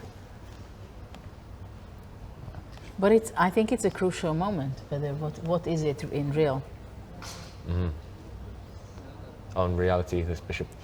Yeah, knight yeah. c4, Whether bishop bishop takes h3. c4 is, was it possible or no? Because otherwise the b6 square is very important. And Judith, I took a peek at the engine. Do you want to see the reality of knight c4? What? Bishop takes h3, Yeah. g takes h3, and There is a better move than that? before queen d7, just Rook rook a8? a8. Yeah. Okay. And Boy, bishop. I thought to play rook a8 before, but then Yeah, rook me too, b7. Me too. And now it's killing, yeah? Now queen c8, and okay, actually, just while we were analysing that, we have seen a result. Aryan Tari takes his first win of the tournament, and yeah, bad day for Nepomniachtchi, missing some tactics there, also making some tough decisions. And okay, nice touch by Magnus Carlsen, congratulating his How compatriot. nice it was. But okay, He's he played against Nepo. yeah. Oh, this as well. Oh, some added spice. Magnus congratulating So anyone it who beats had Nepo. a important moment, yeah. Yeah, but okay, for the young Norwegian, for Tari, it's been a difficult No, event, and- it's fantastic. So probably we're going to have him for the first time in our studio. But of course, he will have to go to TV2 first, I guess. Yes. He's gonna be- Explaining what is his thoughts, No, he's how in did this demand now. happen, and this was needed for him so desperately. And actually, he doubled his points Yeah. because he had only 3 points so far, and for now, he must have been so happy with this victory. Yeah, I think for any young player, especially when you're facing the elite, it's all about confidence, and it's difficult when you're on a run of defeats, and even the Armageddons, he was a bit unlucky. Well, of course, for Nepo, it was also extremely difficult day. After those 2 days, what he had, and he's playing against Tari, who is the weakest link of the tournament. He really scored only 3 points for the Yeah. moment. You know, as a strong player, that it happens all the time, that when somebody's playing badly, still one game maybe will work out Yeah. because one game he can catch. So, Yeah, and he just It's- caught Tari on a good day for yeah. the youngster, and yeah, Yeah. Nepomniachtchi just burning too many bridges too early in the game and not fighting back. So, okay, we'll try to get Aryan Tari into the studio shortly. Yeah, but until then, we still have some great actions going on. With if we go back to Magnus's game, because knight e6 happened, there is not really happening huge things in this game because it's all about maneuvering. And white played queen a2. I like queen a2 very much for white because for now the black knight stands not bad on e6, but it's tied down because now, if it moves away, then there are great problems on the diagonal. Yeah, that's a nice move actually, queen a2, just Yeah, slowing back because down, and the queen's much better here. well, than where now she it stood. seems that there are 2 extremely powerful pieces for Magnus, right? I guess the only issue is that white's knight also wants the c4 square, so Well, you can't have everything, right? Yeah, true. That's for a later stage. so what's next? That's the issue. How about if black just tries to hoover off all the pieces and takes on b1 and then offers another exchange of rooks. That's a logical way of continuing. You go rook b8. Just to release the tension. Let's say rook b8, queen b8. And now maybe bishop b3 with the idea to go knight c4. Clearing the path, yep. Yeah, this knight, once it gets to c4, is going to be extremely This really strong. bothers me for black, that I cannot play, for example, bishop c5 or nothing to move away because of this f7 pawn. Yeah. Do you want to know another suggestion of mine in the original position? Yeah. Just to defend f7, knight h8. Oh, No, I was going to say rook don't f8. put poor Rapport's knight on h8. just to get your idea of bishop c5. I understand. I was but originally going to suggest rook f8. I would but be very surprised if we're going to see this move. It's Rapport. We've seen Sorry? stranger things. It's Rapport. Yeah. Yeah. No, I mean, Yeah. obviously this won't be ideal. I was thinking to go maybe rook f8, but that also I don't really like. Yeah. Because sometimes the rook's needed on b8 anyway. It's going to get distracted later. You lose a Well, bit of after time. rook, you take on b8? Or I'm no? not sure immediately. Although I do quite like this bishop b3 idea, so... But after bishop b3, you get Yeah. bishop c5. Yeah, that's why I meant maybe rook takes b8 and then bishop b3. That's Yes, the- but I go here. Ah, okay. So my idea is to give up the b line, which I'm not happy about. Just simply this one, yeah? But where do you go now with the queen? Maybe bishop b6? Yeah, there's a problem. And bishop b6 you have. Okay, so no knight h8, instead knight h4. Yeah. Trying to simplify the position, which makes a lot of sense. Yeah. Actually, I think as well as exchanging knights, he also wants to get bishop g5 in. Yeah. I think that's Yeah. maybe his idea. So let's say takes on h4, takes. But I think white is going to go knight f3. So to stop this bishop g5 ideas, Okay. black goes back. And I guess Rapport is arguing that now the white knight is far from c4. okay, so what happens anyway? Takes. Though rook d1 was also tempting to play. But let's say just go straight forward this direction. Okay. Now, can black get a... No. Okay, maybe now I can take on b1 and knight c5. I'm not sure whether this trade of pieces helps, but And knight c5. just trying to seize the moment while the white queen isn't on the same diagonal as its bishop now. Yeah. So after queen a2, you go bishop e8, right? Yeah. Yeah, and this seems to be quite okay for black. Yeah. Looks solid enough. Yeah. Still not... Yeah, this looks pretty solid. Not sure what next, but yeah. Okay, so let's Holding go. together. Yeah. Okay, what do you think about going to Sergei's game? Because let's do it. there are some action non-stop. Looks very suspicious for white. Okay, Though so, with different color bishop, you never know. so we left it after queen b6 and He white- started to give up some pawns after bishop e3. Okay. So as we mentioned, bishop takes e4 would have been met by queen b4 check, but this idea still exists after queen takes b2. And this is what happened, only with the move later and the pawn less. Wow, that is strange. Well, yeah, but It's just- probably he just wants to activate his pieces, which gives him the only chance. And in different color bishop and not endgame, but games, it can work out. Yeah. So, d4. so did white not want to take on b4, on b7, sorry, before rook b4?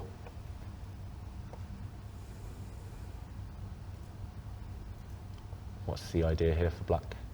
Is he just playing king e8? And I notice he's played king e8 in the current game anyway in a different scenario, so maybe the king's just better on e8 and the b7 pawn not worth it. Yeah, probably the question was whether he wants to grab the b7 or the d pawn.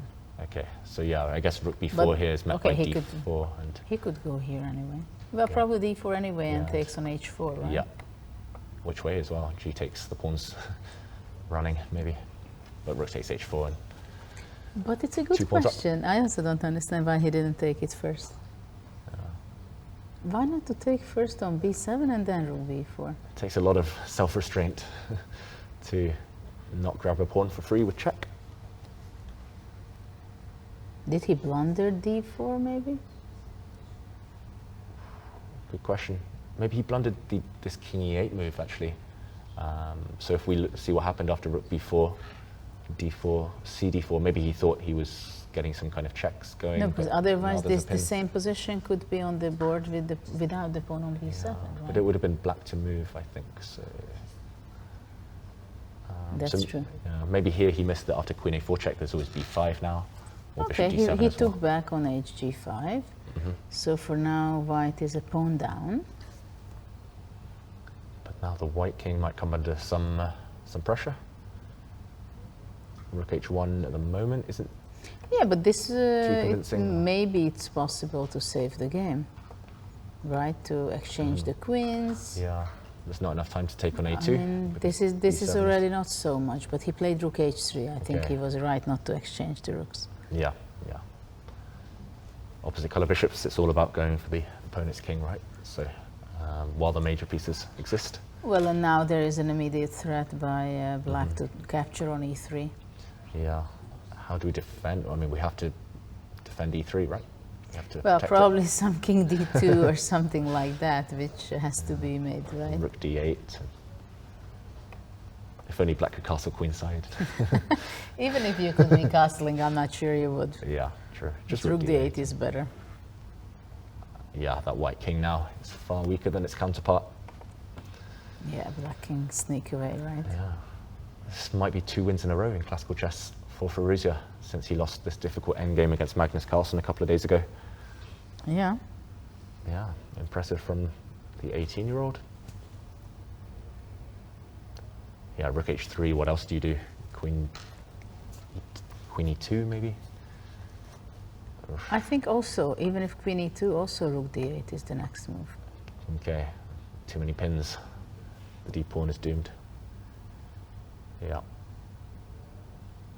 Can't even move here for white. Seems to be an extremely difficult Yeah. situation. Yeah, and it seemed to just all resolve itself. This game just around that stage where white started pushing with h4, just couldn't develop, and suddenly the tactics turned in Firouzja's favour.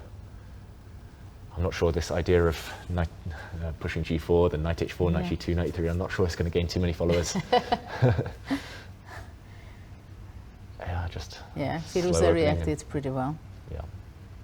Okay, let's go back to the key game of the day between Magnus Carlsen and Rapport. And we just have a move, exchange on h4, so one pair of knight got eliminated from the board. And the idea is probably that black wants to go now bishop g5 in the next move. So this is a question, how white wants to deal with that. Plays knight f3 to stop that, or he has some other idea. I think if the dark squared bishops come off, I think black's very happy. Black will get the c5 square for his knight. Yeah, that's a key square, right? Yeah. I agree with what you said earlier. Knight f3 just feels. Yeah, feels the most logical, but at the Yeah, same time, logical. after bishop e7, immediately black is controlling the c5, and he's going to head it that direction. Yeah, so previously we were looking at rook takes b8 Rook and b8, initiating, but you also mentioned rook. Okay, he has played knight f3 meanwhile. You also mentioned rook d1 here. I don't know with which rook. Should I go with... Let's go with the b rook. Keep everything on the board. But now- probably black can go rook e d8, right? Yeah. I mean, there's no threat for white, right? So. Okay, knight takes e5 was the only threat previously, and once that's been defended. Yeah. Rook e d8 and very solid. So what happens if, let's say, white just wants to double the rooks Yeah. on the d5? Because still, this stands excellently. It ties down the e6 knight, right? True.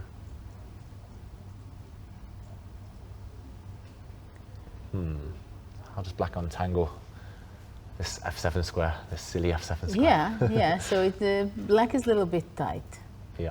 up here.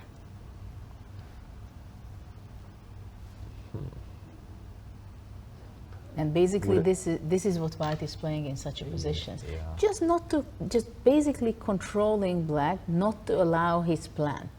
It's very Karpov style, like maneuvering, have the queen on a2, so I tie down your knight. I'm not threatening with anything, but you cannot move.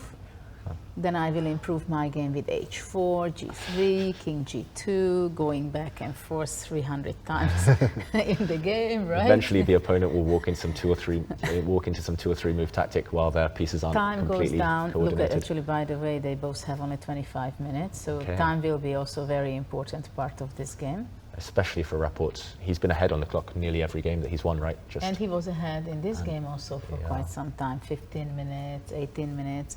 But now it's equal in time. And the only moment he's shown weakness for Rapport is in the Armageddon when the clock is ticking and maybe rushing, a bit nervous there. So yeah, maybe Magnus will try and play on this clock. So Rook d1, what we are right now, we are thinking.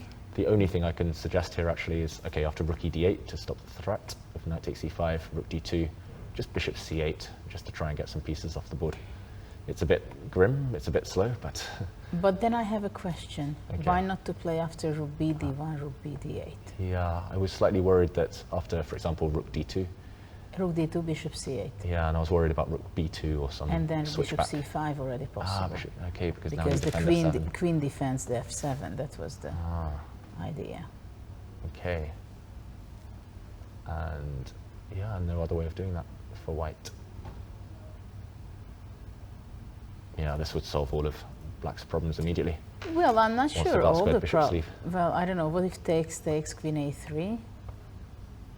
Okay, queen a7. Queen a7. You could, and then bishop b6. No, now black has a great game. Okay, so let's see. And Rook b d1 is on the board. Okay. Did you ever have these maneuvering positions where you tried to kind of copy Karpov's style? Or? I had, yeah. And Did you enjoy playing? I liked it, especially if I knew that I'm already better.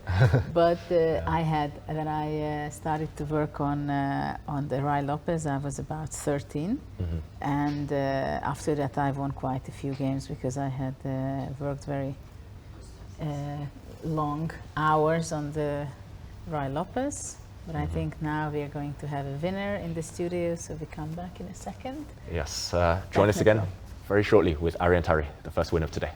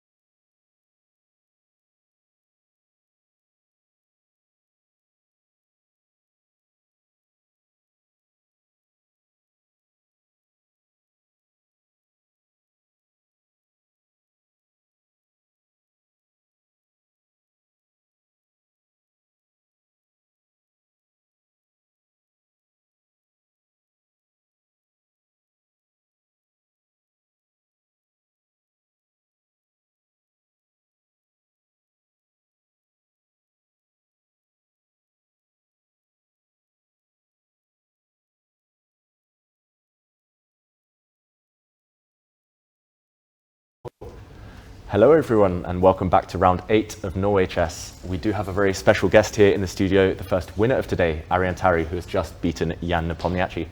Aryan, how are you feeling?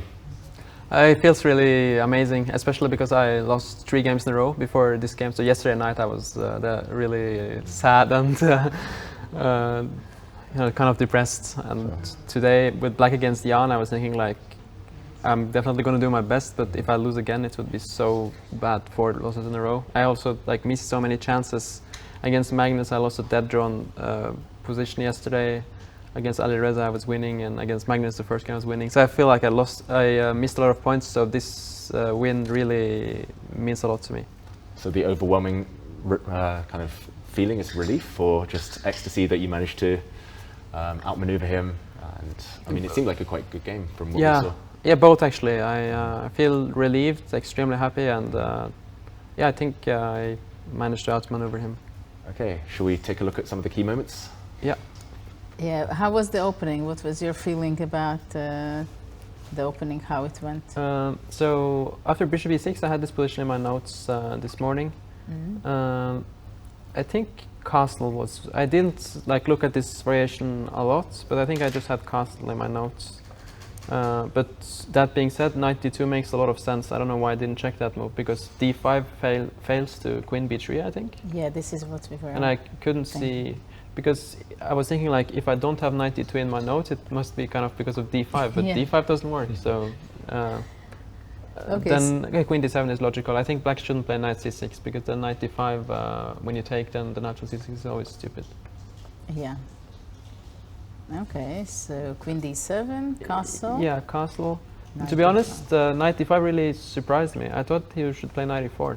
Yeah, this is what we were expecting too. Yeah, me too. I don't understand why he didn't do that. Did you feel comfortable about your position, or you had your worries? I was unsure. I thought I hadn't done anything wrong, so it cannot be so bad. But I wasn't sure what to play here, like move the knight or to take on e4. But knight d5, I was really surprised. I was thinking like, do I misunderstand something about this position when I take and play bishop h3, because it looks nice to me. And after the game, he said that this position should be very good for whites. But then I don't understand. Well, probably f4 is too early, isn't it?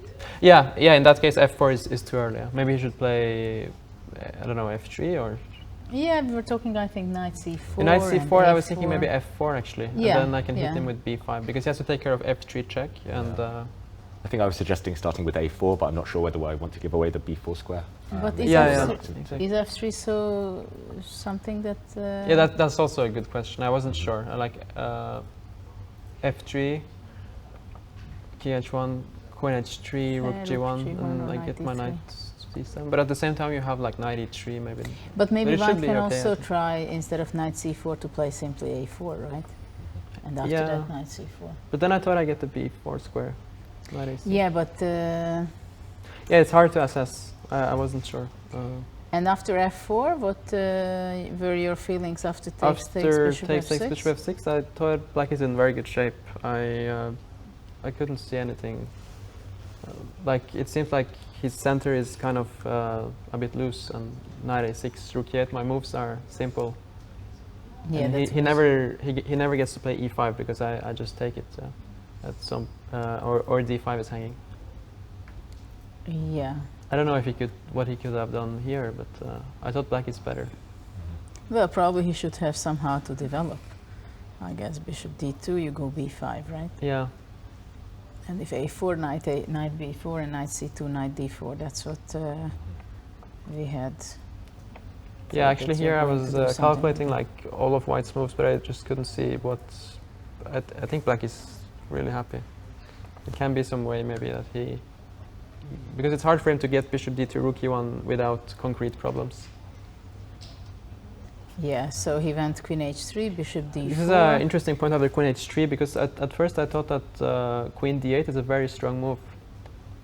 Because now I'm threatening on e4 and he cannot really protect it. But then I thought maybe his idea is queen f5, but it should be bad. Bishop takes b2, take on f8. And then take on something like that. We actually looked at this. What do you think about this position?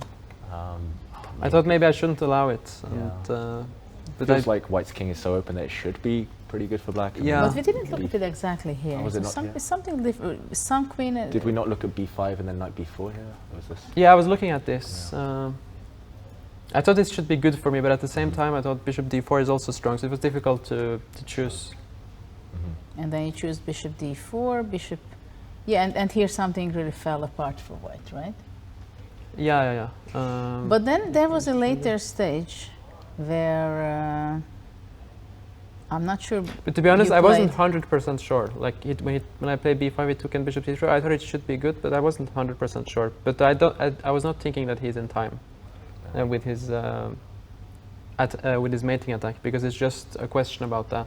If he doesn't mate me, I'm taking his pawns. And It felt like a decent practical try from white to go for this now, bishop c3 and then yeah. It was definitely what I was mostly afraid of, Mhm. because if he retreats or something, then I just it's much easier for me.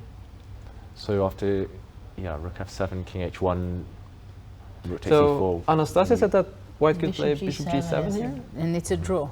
Really? Yeah, I thought I had it under control, but take. because it just takes. And the problem is that you cannot take with the king because rook g1 So, and queen h5 yeah. after king h7. But if I take with the queen, is it perpetual? Queen f5. Yeah, so rather than rook g1, Ah, I didn't see queen f5. I thought rook g1 and I take and give a check, Check. and d2. And d2. that's- I thought this was winning, but because I I didn't think see this the- is winning. The Yeah. only problem is that instead of rook g1, queen f5. I didn't see queen f5. That would be a cold shower. okay, white's still the one fighting for the draw, but yeah. But I guess I should be winning before that, like, so this chance Yeah, I shouldn't think have allowed. rook takes Yeah. e4, maybe, at least from Maybe what f we saw, takes e4. wasn't the only We didn't option. find completely clear win though. Yeah, f e4, he takes on h6. Because, yeah. And e3, rook g5. Exactly. I was calculating this, and I didn't see an easy win for black. We didn't see a difficult win either. Yeah, I was how- actually pretty happy with rook e4. How about queen takes h6 after rook e4, because that's where we spent the bulk of our time analysing as But well. then I go knight c7, I think. Okay. And once I distract his bishop from c3, then it's. But queen h6 is definitely critical. So let's say rook. so say rook somewhere. Yeah, rook g5 or something. And then the critical variation was knight takes d5, rook g1, take on c3, knight h5, and I thought king f8 should win here. Because it's not so dangerous, does. those checks. Yeah. It does. Yeah. Yeah, Okay, nice. so after rook g6, practically it was over. No? Yeah, rook After g6, I had f4. seen rook f4, so I Rook was a bit g4. surprised. But yeah, rook g4. What did he say after the game about this phase? No, he Did said that he should have been much better after in the opening, but F4. I don't know. Maybe I don't understand the position. Did he mention anything about later on, once he did lose a bit of control? Did he think he had chances? Or? No, he just said he should be much better, and I said maybe he shouldn't have played f4. He played f4 too fast. So, because after f4, I don't think he can be much better. No, true. Yeah, it's question of time, right? Because if he would have enough time to play bishop d2 and then queen f3, then white is better. Yeah, exactly, because then he also gets So it's e5. a race in time from that point of view. Yeah, so a great game. Aryan, how are you feeling in general about the last two rounds? Are you going to approach it the same way, just preparing, focus? What's your routine like been? What's your routine been like in this tournament so far? Usually, like I sleep at 3, I wake up 11, and then Okay. prepare until lunch. I was actually been going to massage every second day because they have a massage here for the players every second day. That has been What nice. about for the commentators? I went this morning after 3 losses in a row. Yeah. No. Okay, so now you've got to go again tomorrow, no? No, it's every second day. So I had it Okay. today, so it's But it the brought day you luck after. today, so Sorry? it brought you luck today, the massage clearly. Yeah. No, but I was so down yesterday, and I'm really happy. Yeah, that's good. That's good. How did you prepare actually for this tournament? Just normal, just openings, doing some tactics. Any But special maybe I should have done strategy? more calculation work, because my calculation has been a bit off in some games. So maybe I look too much at openings, and What I should have invited you over and play play some blitz again. Just ego boost so you can crush me a few times. No, I don't crush you. No. What kind of calculation work would you be doing if that were your focus during the tournament? Maybe some books, maybe Org or some calculation positions. Okay. Yeah, I thought my calculation was okay, but maybe it is okay. I just had some bad moments. Yeah. Okay, before we let you go, we saw that Magnus was very nice when you won. He came over and Yeah. congratulated you, touching your shoulder. What do you think about his game, which is actually a very crucial game for the outcome, final result of the tournament probably as well? It's getting really, really tense because they are both getting low on time. But Magnus is definitely a bit better, I think. But the question is if Richard can hold. It looks a bit nicer to be white. I guess the bishops will trade and the knight will come Though to e6. sometimes I have this question, that if we would paint and the white would be black and the black would be white, would we say the same thing, Because sometimes Because it's I have... Magnus. No, it's not only because it's Magnus. Simply, I think we tend, I'm not sure, maybe white is better, but we tend, I think, for example, in Rai Lopez or something, that we see an equalish position, we say, probably white can be a little bit better. Yeah, maybe it's a bit psychological, actually. It's psychological. Well, when Magnus is playing, it's an extra psychological part. But generally speaking, that, okay, white is better, but why is he better? But black is also, after the bishop will change and the knight comes to e6, it's not so easy for white to find a plan. Yeah, how this to is improve. why I'm asking. If, let's say, bishop just goes to e7 back, or Yeah, it's actually going to be I hard mean, to... even if black will not take, but let's say he takes and plays knight e6. Why is it so clearly better for white, right? White has the d file, black has the b file. Yeah, I guess he will play some slow moves, g3, king g2, and Yeah, that will always come, true. and then But just of wait course and he's see. not going to take. I think he will keep the tension. Yeah, but it's a very interesting game because Magnus will Bishop go E7. all in, I think, Yeah. in the game. h4. Yeah, h4 also makes a lot of sense. Yeah, I think the idea is to play g3 and just take away this g5 square so that the white knight can come back to c4. I guess we're also prejudiced when we're young. We're taught that having a slightly better bishop here, white's going to get a bishop and his pawns are going to be on a dark squared bishop, his pawns are going to be on light squares, black's bishop is going to be maybe boxed in by its own pawns. But tiny. But Yeah, white it's is not- probably better. Yeah. It's again the same thing, that it's not easy to make a move with black. But still he has to find a way to like maneuver his pieces so he puts more pressure on black because it looks a bit nicer for white, but Yeah. he has to make some difficult Yeah. choices for black. Yeah, h4 takes 96, I Yeah, guess. after all, maybe black has to take and go knight e6, g3. Let's say, yeah, the thing is, if rook d8, I think rook b1. Yeah, then you cannot go rook b8. Oh, and then maybe queen a6 becomes a threat also. Yeah. No, this starts to be a little shaky for black. Maybe Queen b7, queen b5 With knight is e5. hanging. Maybe just h5, g6, king g7, just yeah, I like h5. h5? just A wanna king stop Magnus g2, playing g6. And then, yeah, white needs to improve somehow. Yeah, where can you grab? I don't know right? if 91, 93 helps, but no, maybe not. Yeah, it doesn't really help. Maybe knight d2 instead is a better circuit to try and get Ah, to And b4. somehow to reach out to either c4. b3 or even queen a2, just knight c4 eventually. But even when you get to Or knight queen a6, b3, knight c- like what do you play next? That's a big question. And also, I think after knight d2, maybe queen c8 can be an interesting idea sometimes to reach out to g4. Looking for Yeah, that's some very tricky. counter chances. Yeah, controlling queen a6 as well. Yeah, the only problem is this. Maybe you can still go knight b3 here. Knight f4, bishop f4.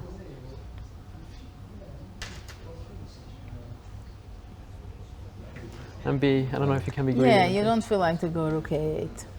But maybe you should just Knight go for f4, it. knight f4. Yeah, play you it. should maybe just go for it. Takes. Knight d4. Ah, Queen okay. g4. Ah, So knight maybe- d4, and if you take on g3, you're going to take on c6. But I don't know. I think knight a5 is just possible. fg. Knight c6. Yeah, maybe you're in time. Well, I don't know. Bishop h4. Bishop a4, h4.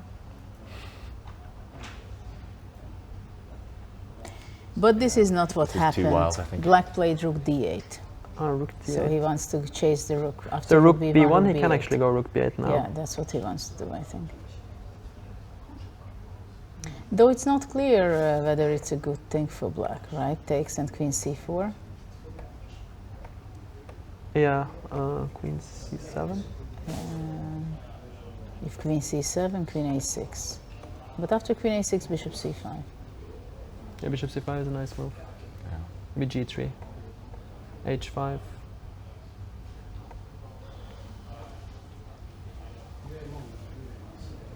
Maybe knight e1, knight d3, or knight d2, knight b3. Yeah, this... Still a bit better for white, because if you get knight b3, then queen a6 becomes a threat. Yeah, you know Magnus better than most people. How would you evaluate the odds of him grinding something out here? Kind of eking out a win from this tiny advantage? He's very good at that usually. Yeah. He also will use the time factor. Though he still has less time than true. Magnus and less Rapport. And actually Rapport is the guy who plays fast and has a pretty good time management. And if you would say like probability, I think draw is most likely, but he definitely has chances. Maybe, I don't know, 30% for a win and 70% for a draw. So who are you playing tomorrow, Aryan? I play Alireza tomorrow. Okay, so what's your experience like with him historically? I guess you know each I other actually very well. have a bad score against him. Okay. I beat him in one of those Magnus Rapid tournaments, but besides that I lost to him in classical chess 3 times actually. Okay. So I hope I can do better tomorrow. Sure. What will your approach be like for him? I will just do my usual stuff. Okay. I don't treat him like differently than the others. Everybody's so strong here, so Fair enough. yeah, just do my best. Okay. Sounds like a good strategy. And Congratulations. Yes. Thank you. Today. We won't keep you any longer. Enjoy. Thank you. Enjoy your Enjoy evening. you Have a too good with the rest and commentary. preparation. Okay.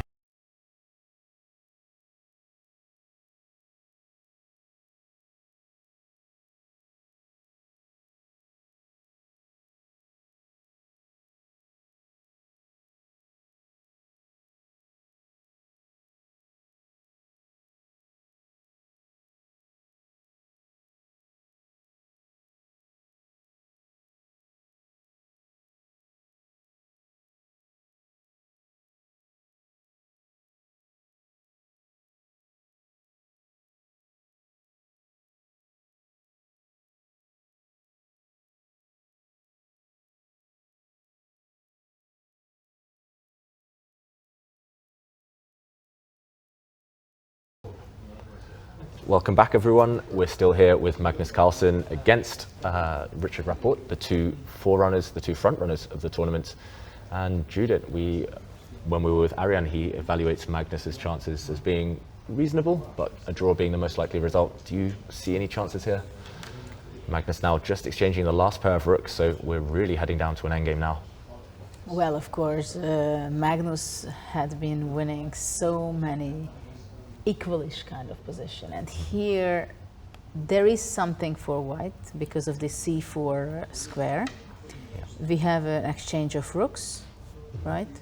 Yeah, and just as that exchange of rook happens, it looks like Sergei Karyakin has thrown in the towel. He's resigned against Alireza Firouzja.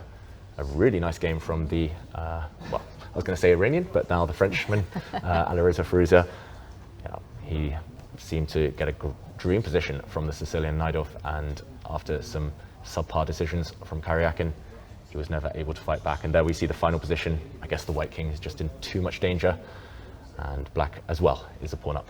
So yeah, a hopeless position, and Karyakin resigns. We'll try and get Firouzja here in the studio with us, but impressive performance, Judith. Yeah, absolutely. He made a very good reaction in the opening on some, I don't know if it's dubious, but very unexpected ideas by Sergei Karyakin. I don't know what went wrong for him, because it was a surprise, not exactly his style, the way he played the opening with g4, h4 and stuff like that, right? It's more that I have this image usually to go like very aggressively that way.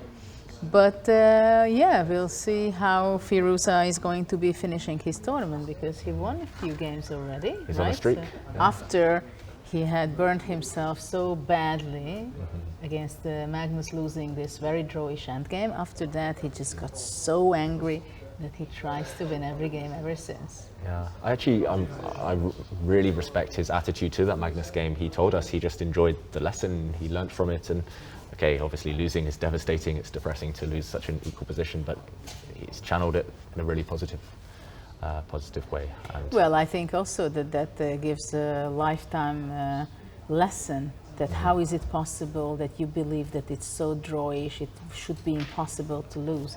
And actually, little by little, he did not blunder, right? No, he true. just miscalculated and missed some of the unexpected opportunities what Magnus has been creating. These nuances. And like it always narrowed the amount of equal or draw move. And then simply when it was only one, he missed it.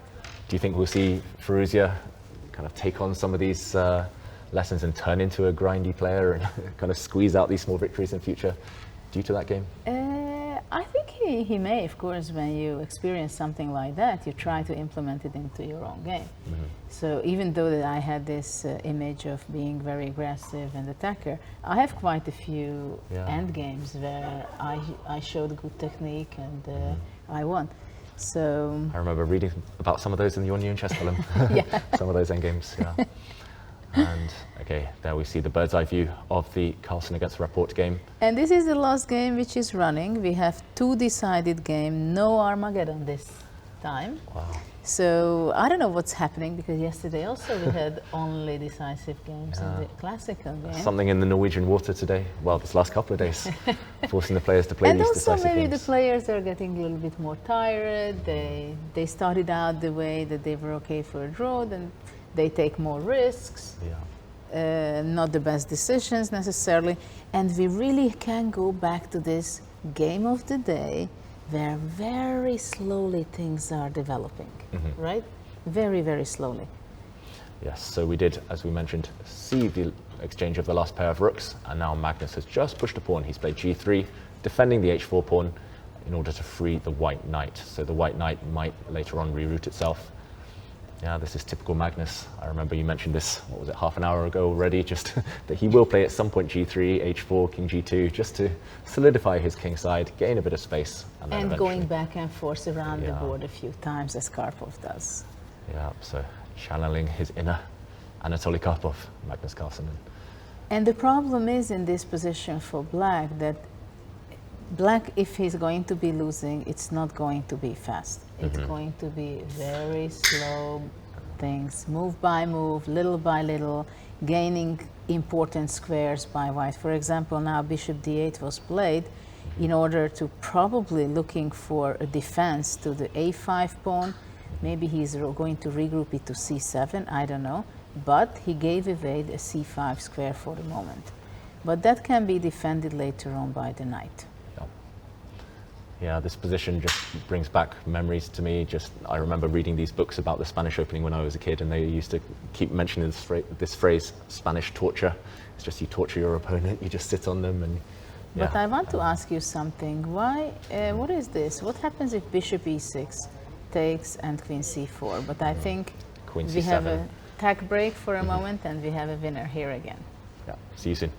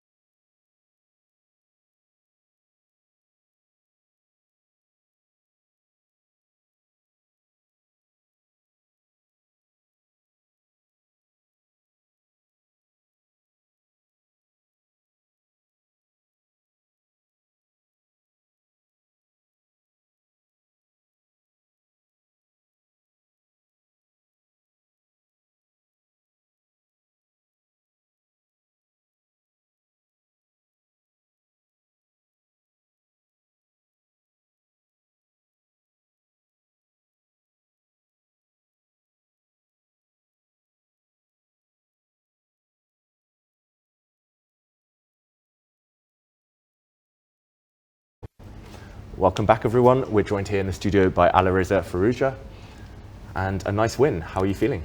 Yeah, it feels great to win with black. It's not every day you win with black against such a top player, so I'm happy to get the win today. And that was your first classical win against Sergey? But that, yeah, it was my second game. So first game was earlier this week. Yeah, earlier this week. So yeah. Okay, so maybe you can take us through some of the key moments. Sure.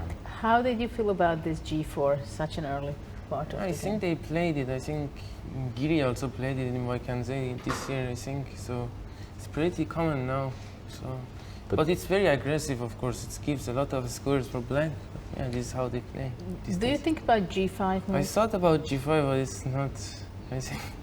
I think it's positionally it's very difficult to play. Okay, so you went to the completely normal development Yeah, move. Queen C7. Okay, Knight H4 was surprising, but I think it's the best move. It was prepared here. So where do you think went wrong for white? yeah, Knight E3, Knight D7. Yeah, maybe after 5 moves or something.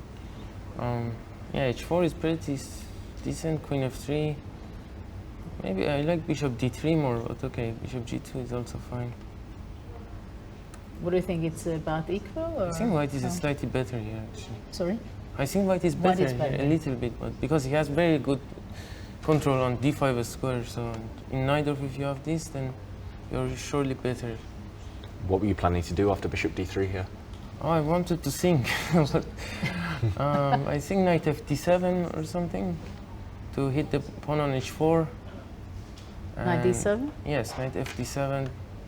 Okay, it looks very dangerous. Knight D5. I don't know what is going on. I take on H4, Rook H1, G5. I don't know. It doesn't look so great for me. But I wanted to calculate this. Yeah. G5, I have to go here. It doesn't look great. Okay, so Bishop D3 was an option, right? Yeah. And after Bishop G2, it seemed Knight A4 is a powerful move. Is it the best move? Okay. Yeah, I think it's my only way to get counterplay, because otherwise I have to go very passive with Knight FD7, and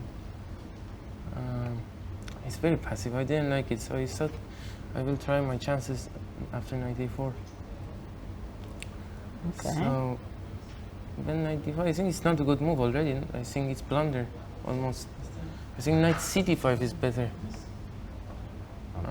What were you expecting here after Knight CD5? Yeah, I should Black to take with Bishop on D5, ED, and Queen C5, Queen C5, I think. And it's very difficult for him to develop here, because I'm taking on B2, and also E4. Many things it's very dangerous for white here, I think, with the king on E1. So I was happy here, actually. But I was getting low on time, so... Yeah, because it was seems like white is extremely difficult to It's very difficult, develop. yes. With the knight on A4, yeah. So we can say that actually Bishop G2 was Yeah, I didn't like Bishop G2, yeah. the moment when things started to work. Yeah, or knight Not CD5 here at least, because knight ED5 is already. Yeah, and take. I think Sergey just missed king D7. Ah, Yeah. okay. You found that one, Judith? It's a maybe it's difficult move to see from far after knight ED5. I don't know. Well, still, white could have come back. Yeah, knight A2. You go, right? Yeah, this is very bad. Yeah, but what happened in the game, it was at least as bad. No, Right? actually, I No? thought he played it the best way. Queen F3, and Queen D1, Queen B6. I don't know if Queen B6 is best one, because now he has Queen E2, and maybe he's okay actually here. I couldn't see what to do here. Okay, I could go HG, Bishop E4, Queen B4, and go to this endgame. I am Okay. pawn up, but he takes me Yeah, well, H pawn, and then probably it's maybe draw even. Check. well, this is... Minister of Defense. yeah, for him it would be good Yeah. chances. No, to I think make even he could get better with Bishop on D2 after Queen B4 check. it. Mm. HG5, Bishop E4, Queen B4. Here Bishop D2. Mhm. It's a better Not to version, weaken yeah. the DC Yeah, I square. think this is almost draw. Queen E4. But okay, I think I don't know what he missed, because definitely he should go for this line. Mhm. Because what he plays is just very bad, I think. Yeah, he gave up Yeah, practically one more pawn. yeah. And why didn't he take on B7? Yeah, King E8, Rook B4, D4. D4, yeah. Oh, you mean first take Yeah. take the pawn, but okay, Yeah. now my king is on e8, Yeah, so I think it's losing. yeah, things fell Yeah, apart now completely. It's very bad. Yeah, my king is very safe, so No, your other rook is coming, so it's yeah, b5. Yes. yeah. And the last position, he missed another trick, d5, bishop c5 he thought, but I have bishop d3, only move I think even. Nice. Nice touch, but he didn't wait for this. Yeah. And Alireza, okay, you're on a run of 2 wins now in a row. Tomorrow you play against, is it Rapport? Rapport, yeah. Rapport, so a big game there to do with the tournament standings. Yeah. How are you going to approach that game? Yeah, actually, Rapport could finish the tournament here, but okay, it doesn't seem like it. Yeah, he cannot win this position, but yeah. Maybe we can ask your opinion about the current position. Yeah, it because will it's a be huge a game. long torture for the Rapport. Yeah, but he's in a good shape. He could defend this probably. But objectively, it should be okay for Black, right? I mean, Yeah, the question is how to break, right? yeah. He's passive, but somehow the bishop on c7, it's defending everything. Yeah, he could Right. go. Okay, he could play queen c4, knight e1, knight d3. Okay, not clear how to break, but he will wait for him to do something crazy maybe. But Well, time is going to be the most important part, I think, also, because they yeah. have. Rapport has still a little advantage, just a Yeah. minute more. He had 15 to Yes. 20 minutes advantage during the game, yeah, but I guess it will be draw then, but we will see. So what are your plans now this evening, tomorrow? Just same routine? Yeah, As usual. same routine to prepare against him. He's playing many openings also, so it will be a nice game, I think. Okay. Well done today, Alireza, and Thank best you. of luck tomorrow. Thank you. congratulations. Thanks. We'll be back.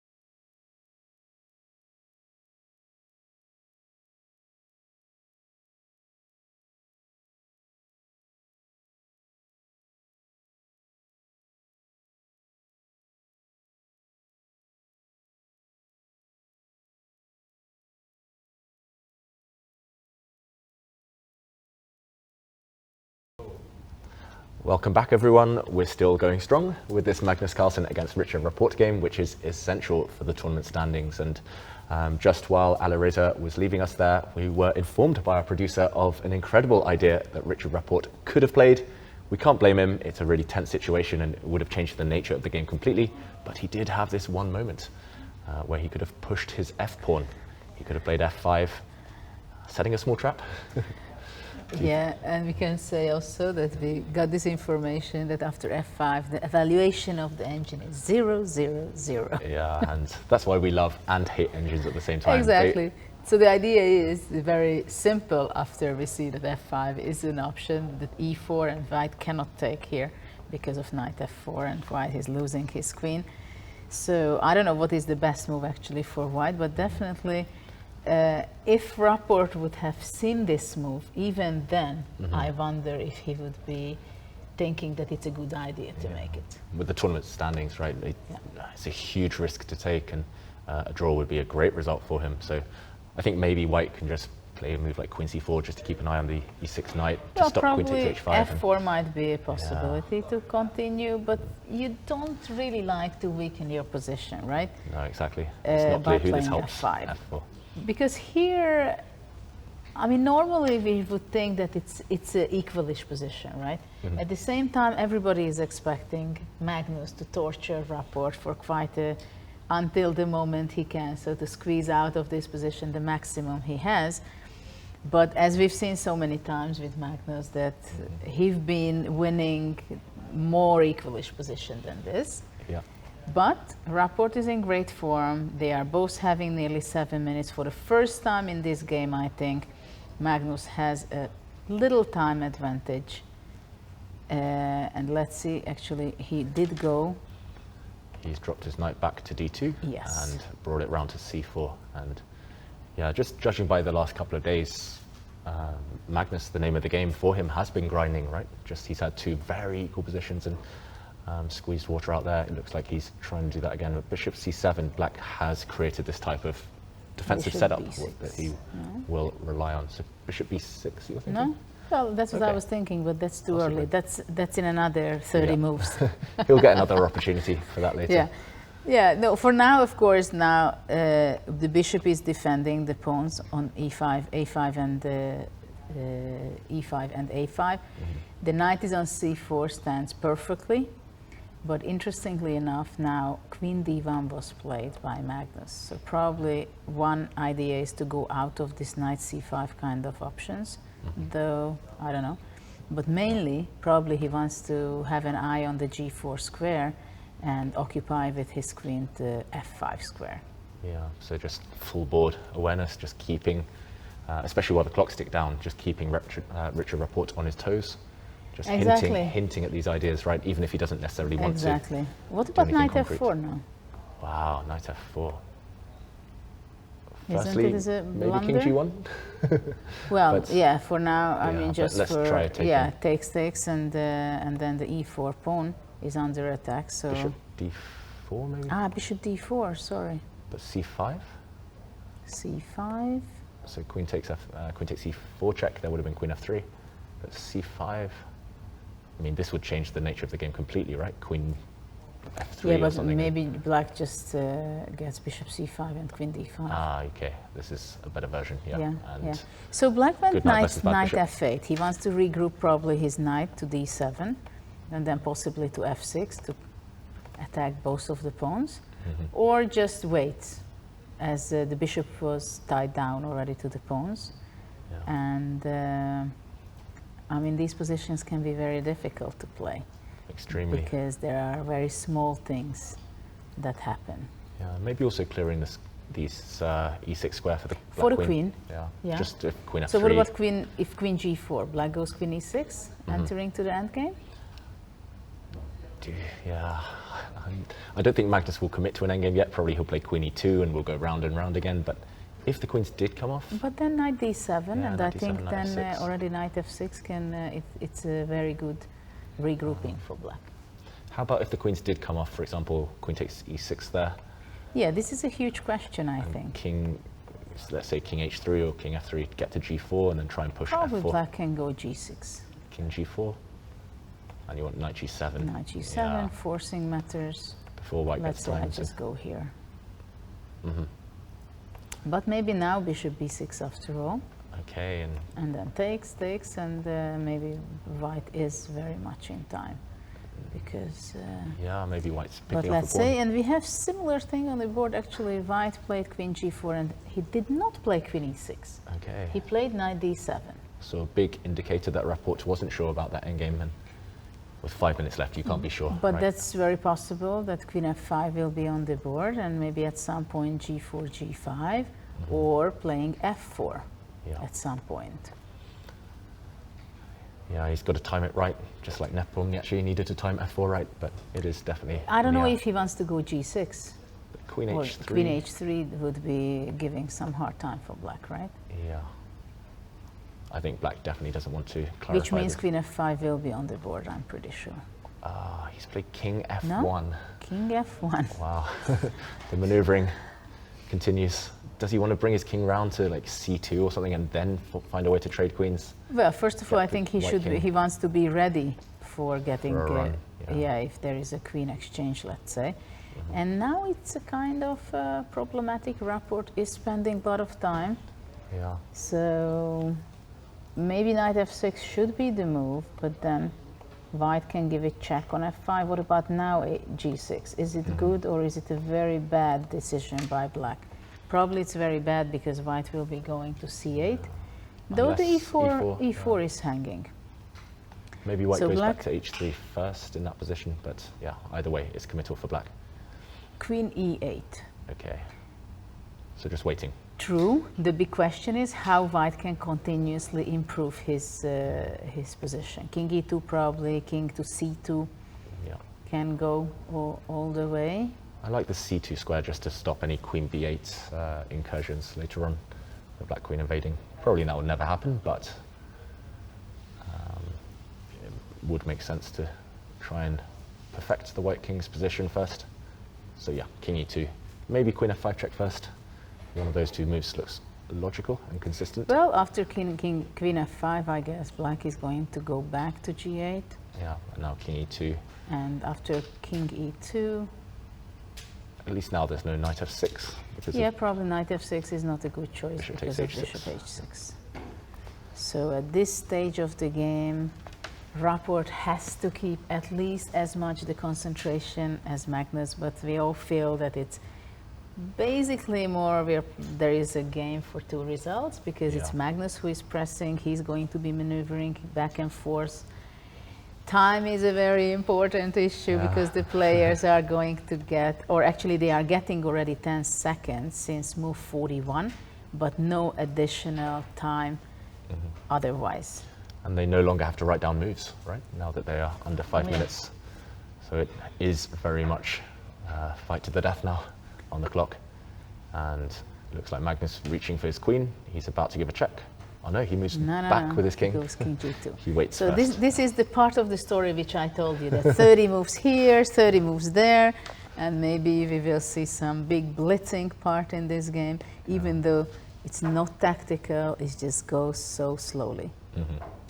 And that's Queen the thing. e7. Even if black holds, he's going to have to make sure, well, he's going to try and ensure that Richard Rapport works for that. It is Half not point. an easy situation what Rapport has. Probably he's not thinking about his first place because he's too busy defending his position at the moment. And there we see the clock times. Actually, Magnus, he's been pretty slow. Normally he's banging down those moves, especially where he can maneuver around. But Judith, we've seen some action because G4 on the G4 board. finally came, and after knight f8, let's see whether he's going to be pushing G5 at this point. Yeah, if you don't push G5, then later on the black knight might come to E6 and control some squares. Suddenly you will have no more pawn breaks with white. Maybe black can even put the knight on H7 sometimes. But yeah, it feels like now G5 is the critical move, but to play it with 3 minutes left does entail some Yeah. risk. The good thing is for Rapport that he is playing very fast. At the same time, no, bishop b6 is not an option. What about bishop c1 at point and bishop a3? But probably that does not work because of queen c5. Yeah, and the black queen suddenly So white gets will out. keep his bishop there. But it can happen that after g5, white is going to play after hg, bishop g5. I don't know if queen e6 is not a draw. It Yeah. seems to be not bad. Also queen c5, Yeah, queen c5 again. queen d7. So Wow, he's played it. g5. Well, if you say A, you have to say B. Yeah. I'm slightly surprised he didn't just maneuver around and put the queen on c8 for a few moves, see if you could tickle on that side of the board. But okay. Maybe he didn't want to force queen e6. Because after that, queen yeah. e6 would be possible. H takes g5, bishop g5. Things are really heating up. Yeah, so now this is the moment. Does black offer a queen trade? Well, now it's a big question whether queen e8 or queen e6. Because I think queen c5 is not... I don't know if it's possible to play queen c5. That's also an option, by the way. You think the white knight just goes back and tries Maybe to regroup after for, that, for an what attack? about queen c... No, queen c8 is not good. Okay, he's actually played queen c5, so the Yeah. most ambitious move, but Well, also a he risky goes one. for activity, and don't forget that after queen c5, white can also get in trouble for the first time. Yeah. The white king suddenly. For the bit first open, time, it can pawn's also dropping. be after knight e3, knight e6, and black is extremely stable. And for example, after h6, You just want. but g6 is h7. G6, check, H7, yeah. H7, that is a huge problem for black. So after H6, Maybe not so easy suddenly. Maybe you have to go back with the queen to f8. F8. But then suddenly it feels like white's made some gains. Well, g4 maybe. Look at that. Knight E3 is on the board. Magnus went down under 3 minutes. Still hard to predict. And knight e3. It's extremely difficult to play. What a battle. Yeah. If queen We have to C3, ask. H6. So Magnus just offered a pawn, sacrificed it. It does look dangerous for black though. It does look very dangerous for black. So I'm not sure that black can take on C3, and the players have to be so sharp in such a situation. He might be going back queen E6 and Yeah. going queen E6 actually. That's I think you'll one of the realise. options, but I'm not sure then it was a good decision to go queen C5 or knight E6. Knight E6, what we've looked at, and after H6 to go back queen F8. This looks, But knight g4, it still looks very but after scary. knight G4, you can go G6, I think. Okay.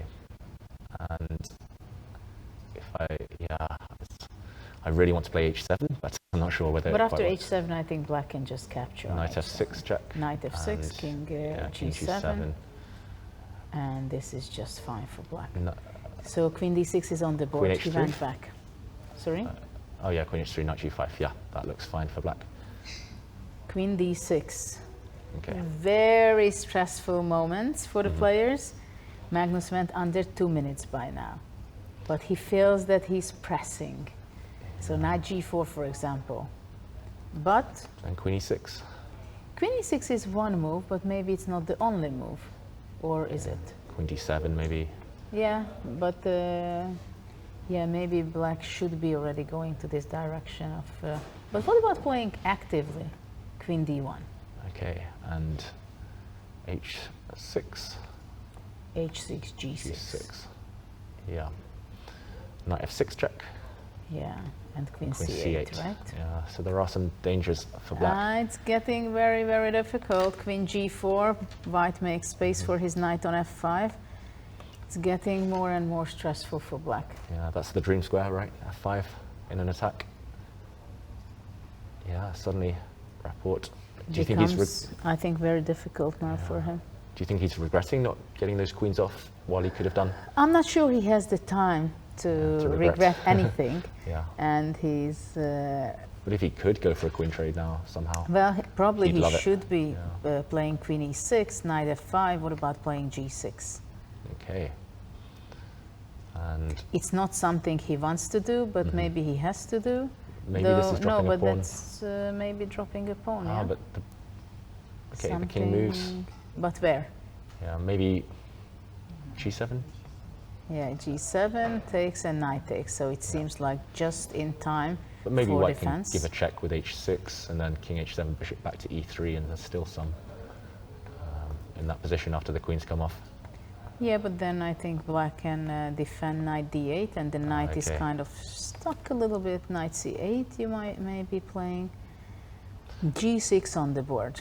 Okay. G6, actually, it's not a bad decision, I guess, because knight F5 was definitely something you don't want to see the knight on F5 giving checks With on 2 E7 minutes left. with 2 minutes left. Yeah, on the top of that. Okay, so bishop h6 was Magnus's reply.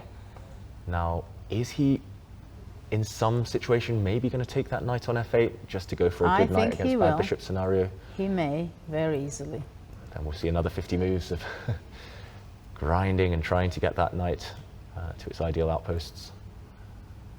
Yeah, because if can black even move that knight? It feels very shaky. Knight d7, for example, feels like it might run into some tactical. Well, knight Refutation. D7, knight F5, queen E6, let's say. Mhm. But maybe black is just hanging on. Yeah. I mean, I would want to keep that knight alive ideally, but it's Right not now, easy. we see on the clocks 1:23 for Magnus and 1:35 for 3, 2. Oh, how much I don't want to be in black's place. Yeah, it's become a bullet game, and that's one area that Magnus excels. And knight D7 is on the board. Okay, so knight d7 is predicted, keeping the knight on the board, but this is one area where Magnus, he has so much experience. Rapport's online at least doesn't So play now the this speed of question is chess. whether, let's say, what is it if it takes and queen takes? It seems like black can save it probably, so h takes g6 will not happen here, I think. Black's knight comes to c5 very quickly suddenly as well. Yeah, so black is looking for some counter chances. Of course, it's extremely stressful. Magnus is under a minute. What is going to be happening still in this game? I have a feeling he'll play a move like bishop g5 or, okay, he's gone knight c4, attacking the black queen. Switches sides. Okay, actually the Ooh. black queen is overworked suddenly. Oh. She has to defend d7 but and maybe g6. it is something very bad happening. Knight f6 only move, or what is But knight f6, there was, knight f6? does this not drop a pawn? It looks like, But maybe it's yeah, I thought maybe black could have played queen e6, exchanged the queens and gone for knight c5, gone for white's pawns, but okay, now white gives a check, the black queen drops back and the pawns are falling apart. okay, white's simply going to take on g6. Takes g6. Okay, he plays bishop g5 first. That's very accurate, and now, Bishop g5. yeah, that's a pin. He's going to take on f6 next move and take on a5, and that a pawn is What an running. annoying move, bishop g5 in this position. And look, Rapport, he's got his head in his hands. He was shaking his head there as well. Yeah, it was the clock. He just didn't have any time to work things out. And suddenly it's all by force. Maybe he thought that white would take on g6 there. He had time for knight takes e4, but Well, he's going to go g takes h5, knight e5, king g7, knight c6, bishop c7. does white Well. not just go for the a pawn instead? Okay, he has taken on h5. Can white try and rush with? With bishop f6 and knight f6. a5, right? But unless Yeah. the black king comes across in time. Well, takes, knight a5, Okay, black has to go king f8, I think. Otherwise, just knight takes c6 and a5, king f8. king e8. Well, I mean, it's This a should dead be win, winning. right? Yeah, the knight is too strong on d5. So it looks like Magnus, he is in charge now. The clock's still a factor, but Well, he's he got a went couple of under a tempting moves. minute, but that will not change, I think, the final result. And he goes to simplify the position the way that is the most painful for black, yeah, taking on f6, taking on a5. And what a comeback yeah. by Magnus, making really so interesting. It's What 3 will be games. the outcome of the tournament still? Yeah, it's 3 games in a row now. He's really squeezed out these dry positions, and yeah, right now knight takes a5, just knight takes c6, and running the a pawn is a decisive threat. It will be, I think, impossible for Okay, so Rapport. There not much of a counter chance that he can think of, even though he's a very creative player, very original, very resourceful, but this is not the position anymore where he can save it. no, this one should be a matter of technique. If white can somehow force the h pawn, force black h pawn to move forward, and And get he the white king into the game later. It's Regroups his knight to d5. sensible start. The black king will probably just shift over to d7. The black bishop will maybe sit back on d8. Okay, there we go. Bishop d8 immediately. He doesn't like to have the white pawn on c6. Okay, so knight d5 or knight d3. Knight d3. Okay, a very Ulf Anderson type of move there, knight d3. He just loved that square for his knight in every position. Well, so it's a very nasty way of playing, right? After f6, probably he Now the maybe white just king wants to comes. go king h3. I don't know. yeah, and black's bishop, if it sits on c7, the same. White's king starts making its journey forward. Yeah, Magnus, he's so accurate, and it's going to be hard to fight back now for Rapport. Okay, he does play f6, but now those pawns are on dark squares. White's king has a route in. at this point, it's choosing between bad and worse. Yeah. What's the least bad right now? It's hard to say. King d7, okay. Only some kind of study-like solution can save at some point. True. Rapport.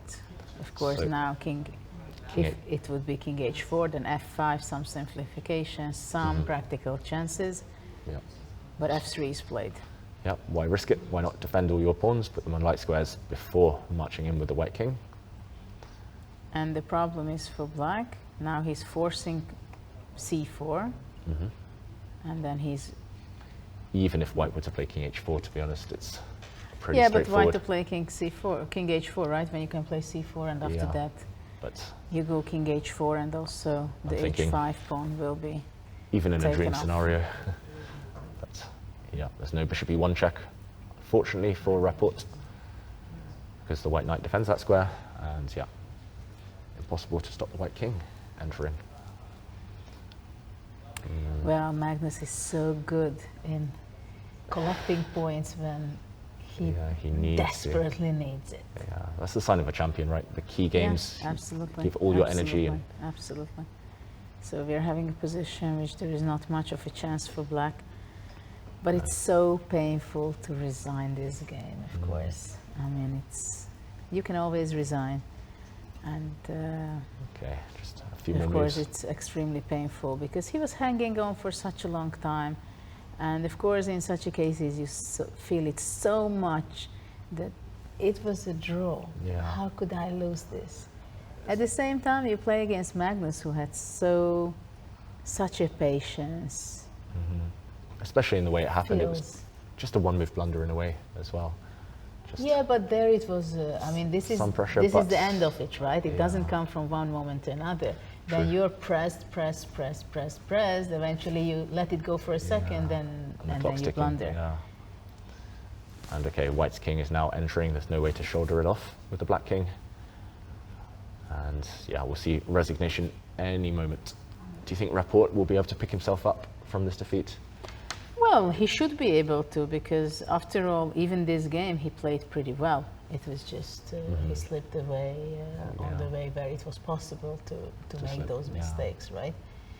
So at some point it was all about intuition and nerves also. Yeah. But Magnus is so great in that, so I don't think he should be ashamed of the fact that he's losing against Magnus Carlsen with the black pieces in this way. And Do you think he'll regret giving Magnus his a Magnus type of position, or do you think he'll regret not playing a more active opening maybe? I think there Where was he has not more much. First of all, it's very difficult to make the solution that will work against Magnus. So it's always the case, I think, that you make a solution. What should I do? This or that? And depending on how the game goes, you will regret it or not. Yeah, true. But I mean, Magnus played very well this game, I think. He really felt all the details. And we just see him putting the finishing touches in, white's pawn marching And forward. he resigned. Eventually, very painful loss.